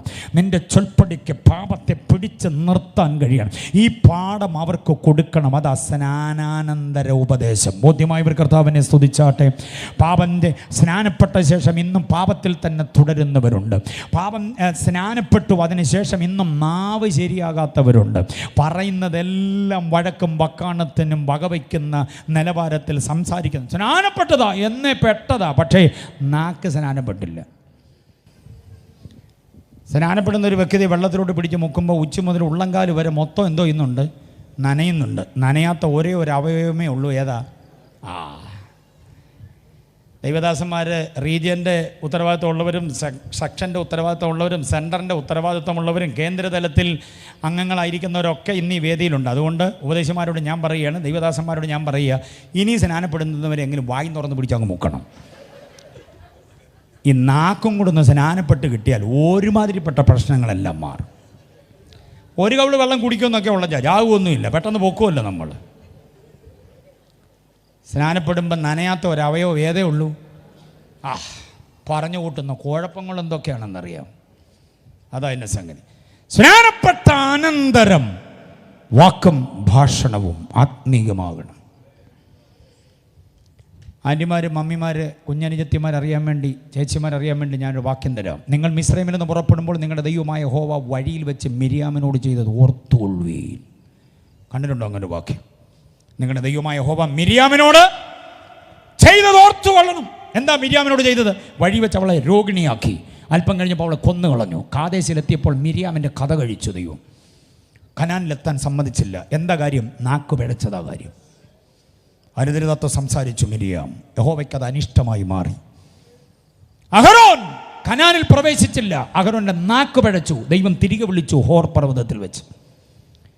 മോശെ അവിവേകം സംസാരിച്ചു. അതവന് ദോഷമായി മാറി. മോശയ്ക്കും കനാനിൽ കയറാൻ പറ്റിയില്ല. അപ്പം നാക്ക് പിഴച്ചവനെ വേണ്ട ദൈവത്തിന്. ഞാൻ പറഞ്ഞ കാര്യം മനസ്സിലായോ? നാക്കിനെ നന്നായി ഉപയോഗിക്കാൻ പറ്റിയില്ലെങ്കിൽ, നാക്കിനെ നിയന്ത്രിക്കാൻ പറ്റുന്നില്ലെങ്കിൽ, കേൾക്കുന്നവർക്ക് കൃപ ലഭിക്കേണ്ടതിന് ആകാത്തതൊന്നും പറയരുത്. കൃപയോടുകൂടി ഇത് മുപ്പനാൽ രുചി വരുത്തിയതുമല്ലാതെ പറയുന്നതെങ്കിൽ വഴിയിൽ വീണുപോകും നമ്മൾ. ഭർത്താവിൻ്റെ കുത്തിനെല്ലാം കൂടെ പിടിച്ച് വലിച്ച് അടുപ്പിച്ചിട്ട് ഒരു പെങ്കൊച്ച് നിന്ന് തുള്ളുക, എനിക്ക് മക്കളെ ഇല്ല ഇപ്പം ഞാൻ ചാവുമെന്ന്. അവൻ ചോദിച്ചു, എൻ്റെ പെങ്കൊച്ച ഞാനാണോ ദൈവം? നീ ദൈവത്തോട് പ്രാർത്ഥിക്കുക. നിന്റെ ഗർഭപാത്രം അടച്ചത് ദൈവമാണ്, നീ ദൈവത്തോട് ചോദിക്കുക. അതിനെ എന്നെ പിടിച്ചു ഒലയ്ക്കാതെ. ആരാ സംഭവം മനസ്സിലായോ? റാഹേൽ യാക്കോബിനെ പിടിച്ച് ഒലച്ചിട്ട് പറയും എനിക്ക് മക്കളെ കാരണം ലേയ വർഷം പ്രസവിക്കുന്നുണ്ട്. 1, 2, 3, 4, 5, 6 എന്നും പറഞ്ഞ് ലേയുടെ ദാസിയും പ്രസവിക്കുന്നുണ്ട്. റാഹേൽ നോക്കിയിട്ട് ഒരു രക്ഷയില്ല. അവക്കാകപ്പാടെ വൈരാഗ്യവും കാലിപ്പുമായി. സൗന്ദര്യധാമമാണ്, പക്ഷേ വിവരം ഒട്ടുമില്ല. അതാണ് ചിലർക്ക് കാണാൻ എന്നെ ഗ്ലാമറാണെന്നറിയാമോ? ഒരു നെല്ലിക്ക വലിപ്പത്തിൽ പോലും ബോധമില്ല. അതാണ് പലരുടെയും കുഴപ്പം. അതാണ് റിബേക്കയുടെ പ്രശ്നം. റിബേക്ക ഭർത്താവിനെ പിടിച്ചു. അവൾ പറയുക ഞാൻ മരിക്കും. നാവ് പറഞ്ഞു പോയതാ മരിക്കും. അവസാനം ദൈവം ഗർഭപാത്രം തുറന്നു. യോസഫ് എന്ന് പറയുന്നൊരു കുഞ്ഞിനെ കൊടുത്തു. ഒരു പ്രാവശ്യം കൂടെ ദൈവം ഗർഭപാത്രം തുറന്നു. ബെന്യാമീൻ എന്നും പറഞ്ഞൊരു കുഞ്ഞിനെ കൊടുത്തു. അതോടെ അവൾ വഴിയിൽ വീണ് മരിച്ചു. ഞാൻ മരിക്കുമെന്ന് പറഞ്ഞവൾ എവിടെ വീണു? വഴിയിൽ വീണ് മരിച്ചു. അതൊക്കെ വലിയ പാഠമാണ്. നിങ്ങൾ പഠിക്കണം. നാക്ക് പിഴച്ചവൻ വഴിയിൽ വീഴുമെന്ന്. ചുമ്മാതെ ഭർത്താവിനോട് കയറി ക്രുദ്ധിക്കരുത്, ഭാര്യയോട് കയറി ക്രുദ്ധിക്കരുത്, പാസ്റ്ററുടെ നേരെ കൈ ചുരുട്ടരുത്. നീ പറയുന്ന വാക്കുകൾ ദൈവം ശ്രോതാവാന്ന് പഠിച്ചോണം. സ്നാനപ്പെട്ടവൻ്റെ നാക്കുണ്ടല്ലോ വളരെ ഉത്തരവാദിത്വത്തോടെ കാത്തോണം. ഞാനൊരു കാര്യം പറയാം, ഗൗരവമുള്ളൊരു കാര്യം പറയാം വിശ്വാസികളോട്. നിങ്ങൾക്കറിയാമോ, റാഹാബ് എന്ന വേശ്യയുടെ പേര് പറയുന്നുണ്ട് എബ്രായ ലേഖനം 11-ാം അധ്യായത്തിൽ. മിര്യാമിൻ്റെ പേരെന്ന് കാണിച്ചു തരാമോ? 11-ാം അധ്യായത്തിൽ ആദ്യത്തെ പ്രവാചിക, ആദ്യത്തെ വേർഷിപ്പ് ലീഡർ, മോശയുടെ പെങ്ങൾ, അഹരോൻ്റെ പെങ്ങൾ എന്നൊക്കെയുള്ള ഉന്നത തസ്തികയിൽ വിരാജിച്ചിരുന്നവരുടെ പേര് കാണിച്ചു തരാമോ? എബ്രായ ലേഖനം 11-ാം അധ്യായത്തിൽ റാഹാബ് എന്ന വേശ്യയുടെ പേരുള്ള ആ അധ്യായത്തിൽ ആരുടെ പേരില്ല. അതാണ് കാര്യം. നാക്ക് പിഴച്ചവരുടെ ഒന്നും പേര് ദൈവം എഴുതി ചേർക്കത്തില്ല. അത് തിരിച്ചറിയണം. ഒന്നാമത്തെ മഹാപുരോഹിതൻ, ആദ്യത്തെ ആചാര്യൻ, അവൻ്റെ പേരില്ലെന്ന് 11-ാം അധ്യായം. വലിയ പത്രാസൊക്കെ കാണിച്ച് ഉന്നത നേതാവായിരുന്നു, അതായിരുന്നു, ഇതായിരുന്നു. നീ നാക്ക് അനക്കിയപ്പം ആരുടെയെങ്കിലും കണ്ണ് നനഞ്ഞെങ്കിൽ, ആരുടെയെങ്കിലും ഹൃത്തടം വിറച്ചെങ്കിൽ നിൻ്റെ പേരെഴുതത്തില്ല ദൈവം. മറന്നു പോകരുത്. സ്നാനപ്പെട്ടവൻ്റെ നാക്ക് വളരെ പക്വതയോട് ഉപയോഗിച്ചോണം, വളരെ പാകതയോട് ഉപയോഗിച്ചോണം. അതുകൊണ്ട് യഹോവ നിന്നെ എന്ന് എന്നേക്കും അനുഗ്രഹിക്കും. അതുകൊണ്ട്, ഏതുകൊണ്ട്? ലാവണ്യം നിൻ്റെ നാവിലുള്ളതുകൊണ്ട്. എന്നേക്കും അനുഗ്രഹിക്കപ്പെടാൻ ഒറ്റ മാർഗമേ ഉള്ളൂ, ലാവണ്യത്തെ നാവിൽ കൊണ്ടുവരണം. ഏത് വ്യക്തിയോട് സംസാരിക്കുമ്പോഴും സൗമ്യതയും ശാന്തതയും ശാലീനതയും നിർമ്മലതയും നിഷ്കളങ്കതയും ഉണ്ടാകണം. സത്യമായതേ പറയാവൂ, അപഹാസ്യമായതും അവരുടെ വ്യക്തിത്വത്തെ ഹനിക്കുന്നതും പറയരുത്. അപ്പോൾ ഇതെല്ലാം സ്നാനാനന്തര ജീവിതത്തിൻ്റെ ധർമ്മകർമ്മങ്ങളാണെന്നറിയണം. കൊലോസ്യ ലേഖനം 3-ാം അധ്യായം നോക്കിക്കേ. കൊലോസ്യ ലേഖനം, യേശുവിനോടുകൂടെ നിങ്ങൾ ഉയർത്തെഴുന്നേറ്റിരിക്കുന്നു ആകയാൽ ഉയരത്തിലുള്ളത് അന്വേഷിക്കണം. 1. 2-ാം വാക്യത്തിൽ പറയുന്നു ഉയരത്തിലുള്ളത് ചിന്തിക്കണം. 5-ാം വാക്യത്തിൽ പറയുന്നു ദുർനടപ്പടക്കമുള്ള നിങ്ങളുടെ അവയവങ്ങളെ എന്തോ ചെയ്യണം? മരിപ്പിക്കണം. 8-ാം വാക്യത്തിൽ പറയുന്നു ആ വക പ്രവർത്തികളെ വിട്ടുകളയണം. 9-ാം വാക്യത്തിൽ പറയുന്നു പഴയ മനുഷ്യനെ അവൻ്റെ പ്രവർത്തികളോടുകൂടെ എന്തോ ചെയ്യണം? ഉരിഞ്ഞു കളയണം. കണ്ടോ? 13-ാം വാക്യത്തിൽ പറയുന്നു ക്രിസ്തു ക്ഷമിച്ചതുപോലെ നിങ്ങൾ മറ്റുള്ളവരോട് എന്തോ ചെയ്യണം? ക്ഷമിക്കണം. 15-ാം വാക്യത്തിൽ പറയുന്നു ക്രിസ്തുവിൻ്റെ സമാധാനം നിങ്ങളിൽ വസിക്കണം, ക്രിസ്തു തന്നെ നിങ്ങളുടെ ഉള്ളിൽ വസിക്കണം. 16-ാം വാക്യം. ഇങ്ങനെ സ്നാനാനന്തര ജീവിതത്തിൻ്റെ ഒത്തിരി യോഗ്യതകൾ, സ്നാനാനന്തര ജീവിതത്തിൽ സൂക്ഷിക്കേണ്ട നിർദ്ദേശങ്ങൾ അനവധി പറയുന്ന 2 അധ്യായമാണ്. റോമാലേഖനം 6-ാം അധ്യായം, കൊലോസ്യ ലേഖനം 3-ാം അധ്യായം. ഈ ഉപദേശങ്ങളെ അതിൻ്റെ തനിമയോടെ സൂക്ഷിക്കുന്ന വ്യക്തിയാണ് സ്നാനപ്പെട്ട ശേഷം അത് സൂക്ഷിച്ചാൽ നീ കയറിപ്പോവും. ഇല്ലെങ്കിൽ സ്നാനപ്പെട്ടത് കൊണ്ട് പോകണമെന്നില്ല. അപ്പം ഞാൻ പറഞ്ഞ ഈ 3-4 പോയിന്റ് മനസ്സിലായല്ലോ. 1, സ്നാനപ്പെട്ടവരാണ് കയറിപ്പോവുക.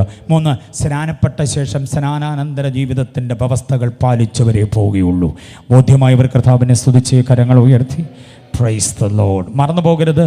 അടുത്ത 5-ാമത്തെ ചിന്ത പറയാം. ആരാണ് യേശുവിൻ്റെ പുനരാഗമനത്തിൽ സമാഗമിക്കുക? 1 തെസ്സലോനിക്ക ലേഖനം 5-ാം അധ്യായം അതിൻ്റെ 23-ാമത് വാക്യം. 1 തെസ്സലോനിക്കർ 5:23 മറന്നു പോകരുത് ഒരിക്കലും. 1 തെസ്സലോനിക്കർ 5:23 യൂത്ത്സ് ഒക്കെ നന്നായിട്ട് പഠിച്ചു കൊള്ളണം. അവിടെ പറയുന്നത് നിങ്ങളുടെ ആത്മാവും നിങ്ങളുടെ പ്രാണൻ അഥവാ ദേഹിയും നിങ്ങളുടെ ദേഹവും അവൻ്റെ പ്രത്യക്ഷത വരെ അനന്യമായി കാത്തുകൊള്ളണം. ആർക്കങ്ങനെ കാക്കാൻ പറ്റുക? ആത്മാവ്, ദേഹി, ദേഹം. മലയാളി അത് പറഞ്ഞ് ശീലിക്കുന്നത് ദേഹം, ദേഹി, ആത്മാവെന്ന അല്ലേ? അങ്ങനെ നമ്മൾ ശീലിച്ചു പോയതുകൊണ്ട് ഇത് തിരിച്ചു പറയുമ്പോൾ ഇച്ചിരി ബുദ്ധിമുട്ട് പോലെ തോന്നും. നമ്മൾ പറഞ്ഞ് ശീലിച്ചിട്ടുള്ളത് നമ്മളെ ആരും തിരുത്തിയിട്ടില്ല. നമ്മൾ പറയാൻ തുടങ്ങിയ കാലം മുതൽ എങ്ങനെ പറഞ്ഞ് ദേഹം, ദേഹി, ദേഹത്തിന് നമ്മൾ പ്രഥമ പരിഗണന കൊടുക്കുക. നമ്മൾ അങ്ങനെ പറഞ്ഞ് അങ്ങ് ശീലിച്ചു പോയി. ദേഹത്തിനുള്ളത് ആദ്യം നമ്മൾ നോക്കുന്നത്, പിന്നാണ് ആത്മാവിനുള്ളതൊക്കെ നോക്കുകയുള്ളൂ. പക്ഷേ പൗലോസ് തെസ്സലോനിക്ക ലേഖനം എഴുതുമ്പോൾ 5:23 പറഞ്ഞിരിക്കുന്ന ആദ്യത്തെ പരിഗണന എന്തിനാണ് കൊടുത്തിരിക്കുന്നത്? ആത്മാവ്. പിന്നെന്തിനാണ് കൊടുത്തിരിക്കുന്നത്? ദേഹി അഥവാ പ്രാണൻ. അത് കഴിഞ്ഞ് 3-ാമതാണ് എന്തോന്ന്? ദേഹം. നമ്മൾ ആദ്യം ദേഹത്തിനാണ്. അതുകൊണ്ടാണ് ചിലർ പറയുന്നത് ഇനിയിപ്പോൾ അങ്ങ് അത്താഴം ഉണ്ടിട്ട് പ്രാർത്ഥിക്കുക. ദേഹം വിശന്ന് കഴിഞ്ഞാൽ പിന്നെ പ്രാർത്ഥനയൊന്നും നടക്കത്തില്ല. ആദ്യം ദേഹത്തിനുള്ളത് നോക്കാം. ഞായറാഴ്ച കല്യാണം ഉണ്ടെങ്കിൽ സഭായം കൂടെ കളഞ്ഞിട്ട് കല്യാണത്തിന് പോകുന്നത് ദേഹത്തിന് പ്രഥമ പരിഗണന കൊടുത്ത് ശീലിച്ചു പോയതുകൊണ്ട്. പക്ഷേ ആത്മാവിനാണ് പരിഗണന ആദ്യം വരേണ്ടത്. നിങ്ങളുടെ ആത്മാവും പിന്നെ ദേഹിയും പിന്നെ ദേഹവും.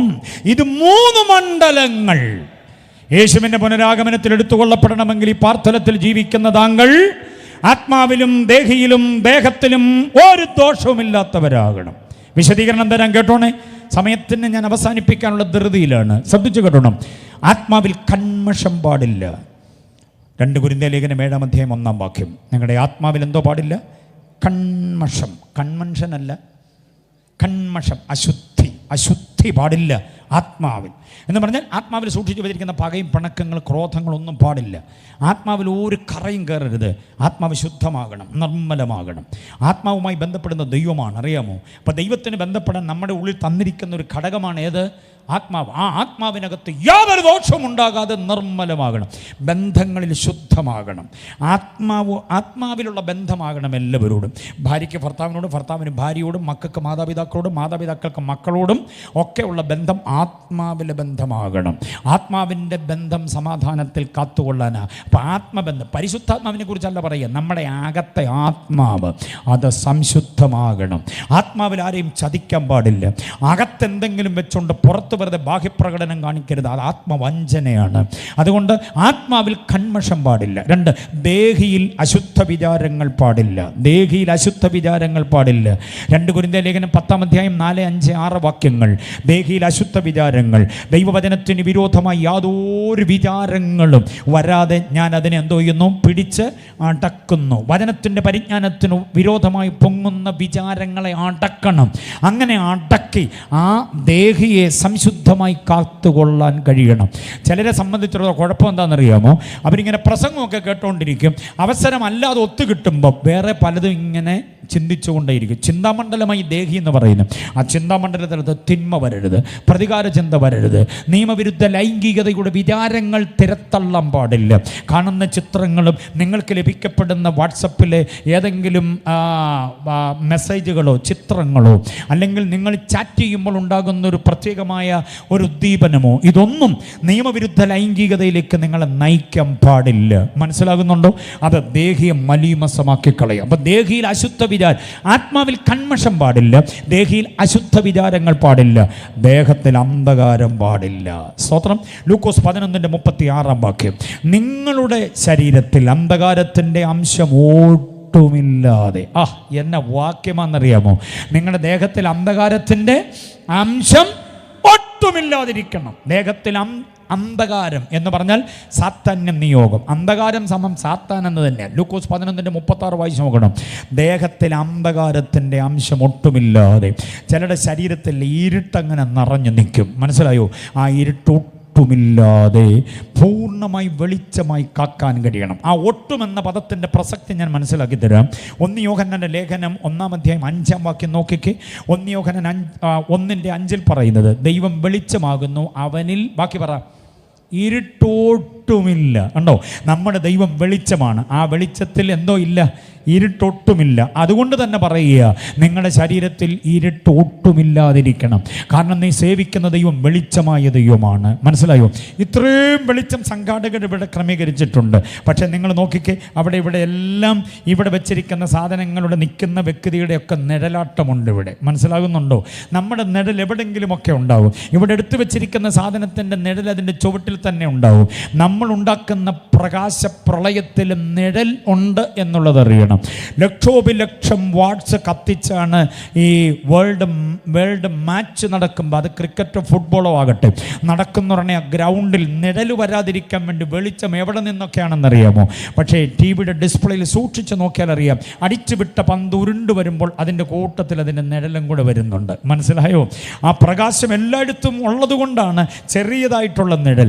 അല്ലെങ്കിൽ ഈ നിഴൽ പന്താന്ന് വിചാരിച്ച് അതിനെ ക്യാച്ച് ചെയ്യാൻ ശ്രമിച്ചാൽ ആ സംഗതി അപകടത്തിലാകും.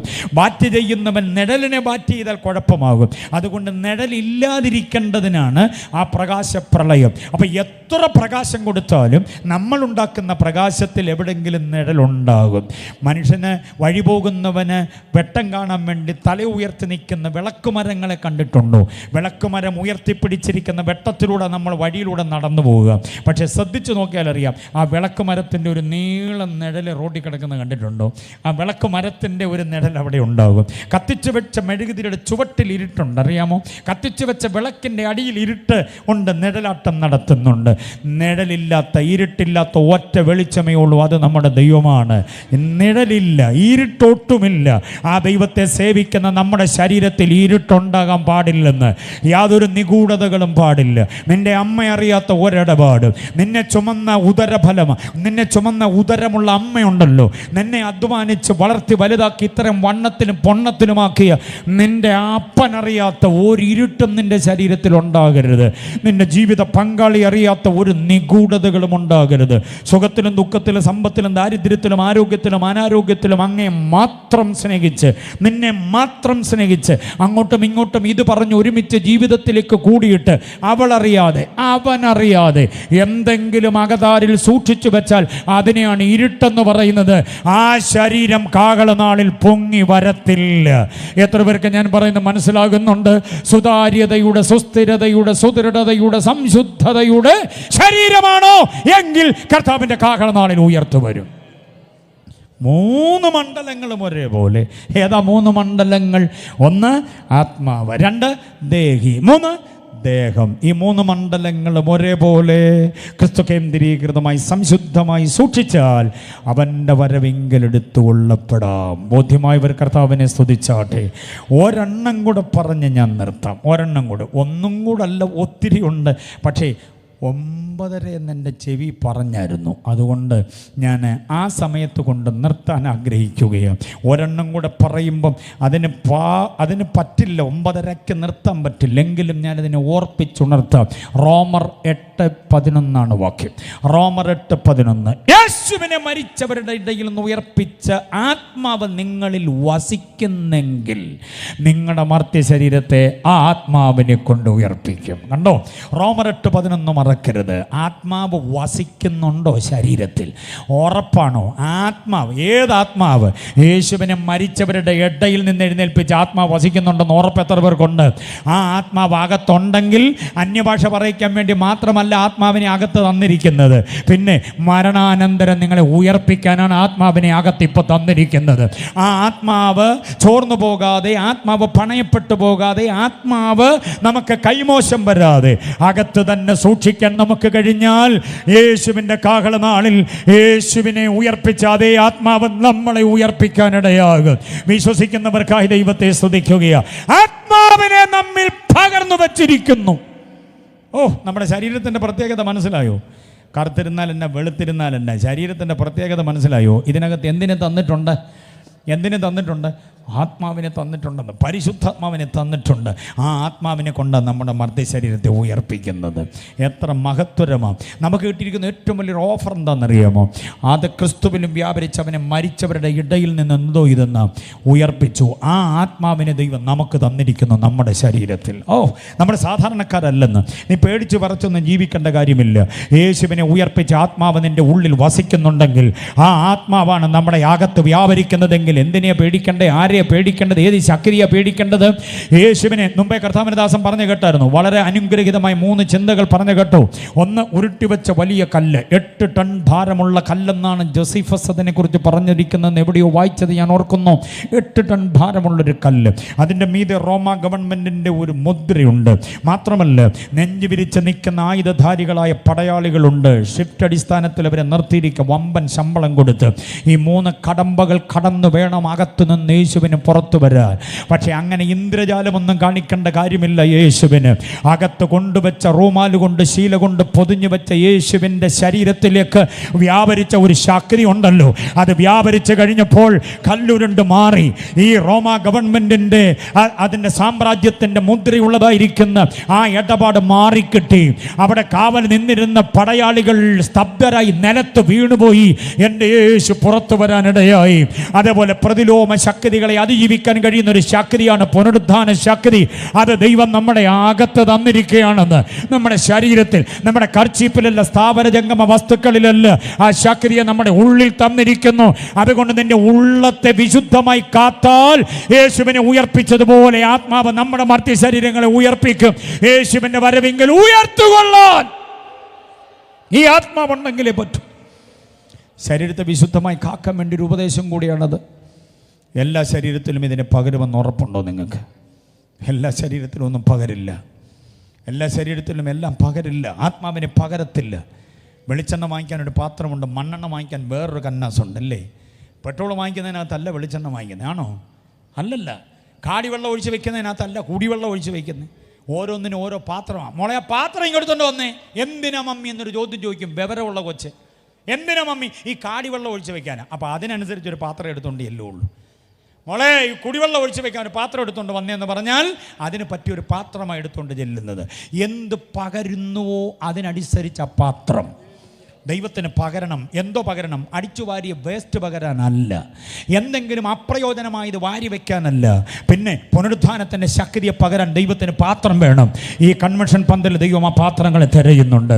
ആ ആത്മശക്തിയെ പകർന്നു വയ്ക്കാനുള്ള പാത്രങ്ങളെ ദൈവം തിരയുകയാണ്. കുശുംബ, കുഞ്ഞായ്മ, ഈർഷ്യ, പക ഒന്നുമില്ലാത്ത, യാതൊരു വർഗീയതയുമില്ലാത്ത, യാതൊരു വിഭാഗീയ മനോഭാവമില്ലാത്ത, യേശുവിനെ പോലെ സ്നേഹിക്കാൻ, സഹിക്കാൻ, വഹിക്കാൻ, പൊറുക്കാൻ, ക്ഷമിക്കാൻ, താങ്ങാൻ, കരുതാൻ കഴിയുന്ന ചില മനസ്സുള്ള പാത്രങ്ങളെ ദൈവത്തിന് വേണം. ആ അവസരം അനുകൂലമായി ഒത്തുകിട്ടുമ്പോൾ പാപത്തിലേക്ക് മൂക്കുകുത്തി പോകാത്ത, ആരോരുമില്ലാത്ത ഇടവഴിയിലും പെരുവഴിയിലും തിന്മയിലേക്ക് മലക്കം മറിയാത്ത ചില പാത്രങ്ങളെ ദൈവം ഇന്ന് രാത്രി ഇവിടെ ഒരു തെരഞ്ഞെടുപ്പ് നടത്തുകയാണ്. എത്ര പേര് ഏൽപ്പിച്ചു കൊടുക്കും? അവരുടെ ഉള്ളിലേക്ക് ആത്മശക്തിയെ ദൈവം വ്യാപരിപ്പിക്കും. ആ ആത്മശക്തി എന്ന് പറയുന്നത് ദ എക്സീഡിംഗ് ഗ്രേറ്റ് പവർ ആണ്, ദ മൈറ്റി പവർ ആണ്, ദ എക്സലൻസി പവർ ആണ്, ദ പവർ ആണ്. പ്രതിലോമ ശക്തികളെ അതിജീവിക്കാൻ കഴിയുന്ന ഒരു ശക്തി, ശത്രുവിനോട് പടപൊരുതാൻ കഴിയുന്ന ഒരു ശക്തിയാ. അവൻ ഒരുക്കി വെച്ചിരിക്കുന്ന ആയുധങ്ങളെ കണ്ട് പുറകോട്ട് ഓടുകയല്ല, അതിന്റെ നേരെ മുൻപോട്ട് കുതിക്കാൻ രാജാവിന് വേണ്ടി ഒരുക്കി നിർത്തിയ രാജകുതിര കുതിക്കുന്ന പോലെ മുൻപോട്ട് കുതിക്കാൻ നിന്റെ ഉള്ളിൽ പകരുന്ന ഒരു ശക്തി ഉണ്ടെന്ന് ഇന്ന് രാത്രി എത്ര പേര് ആ ശക്തി ഏറ്റെടുക്കും? നിന്റെ മൺകൂടാരം ഒന്ന് സമർപ്പിച്ചു കൊടുക്കാമോ?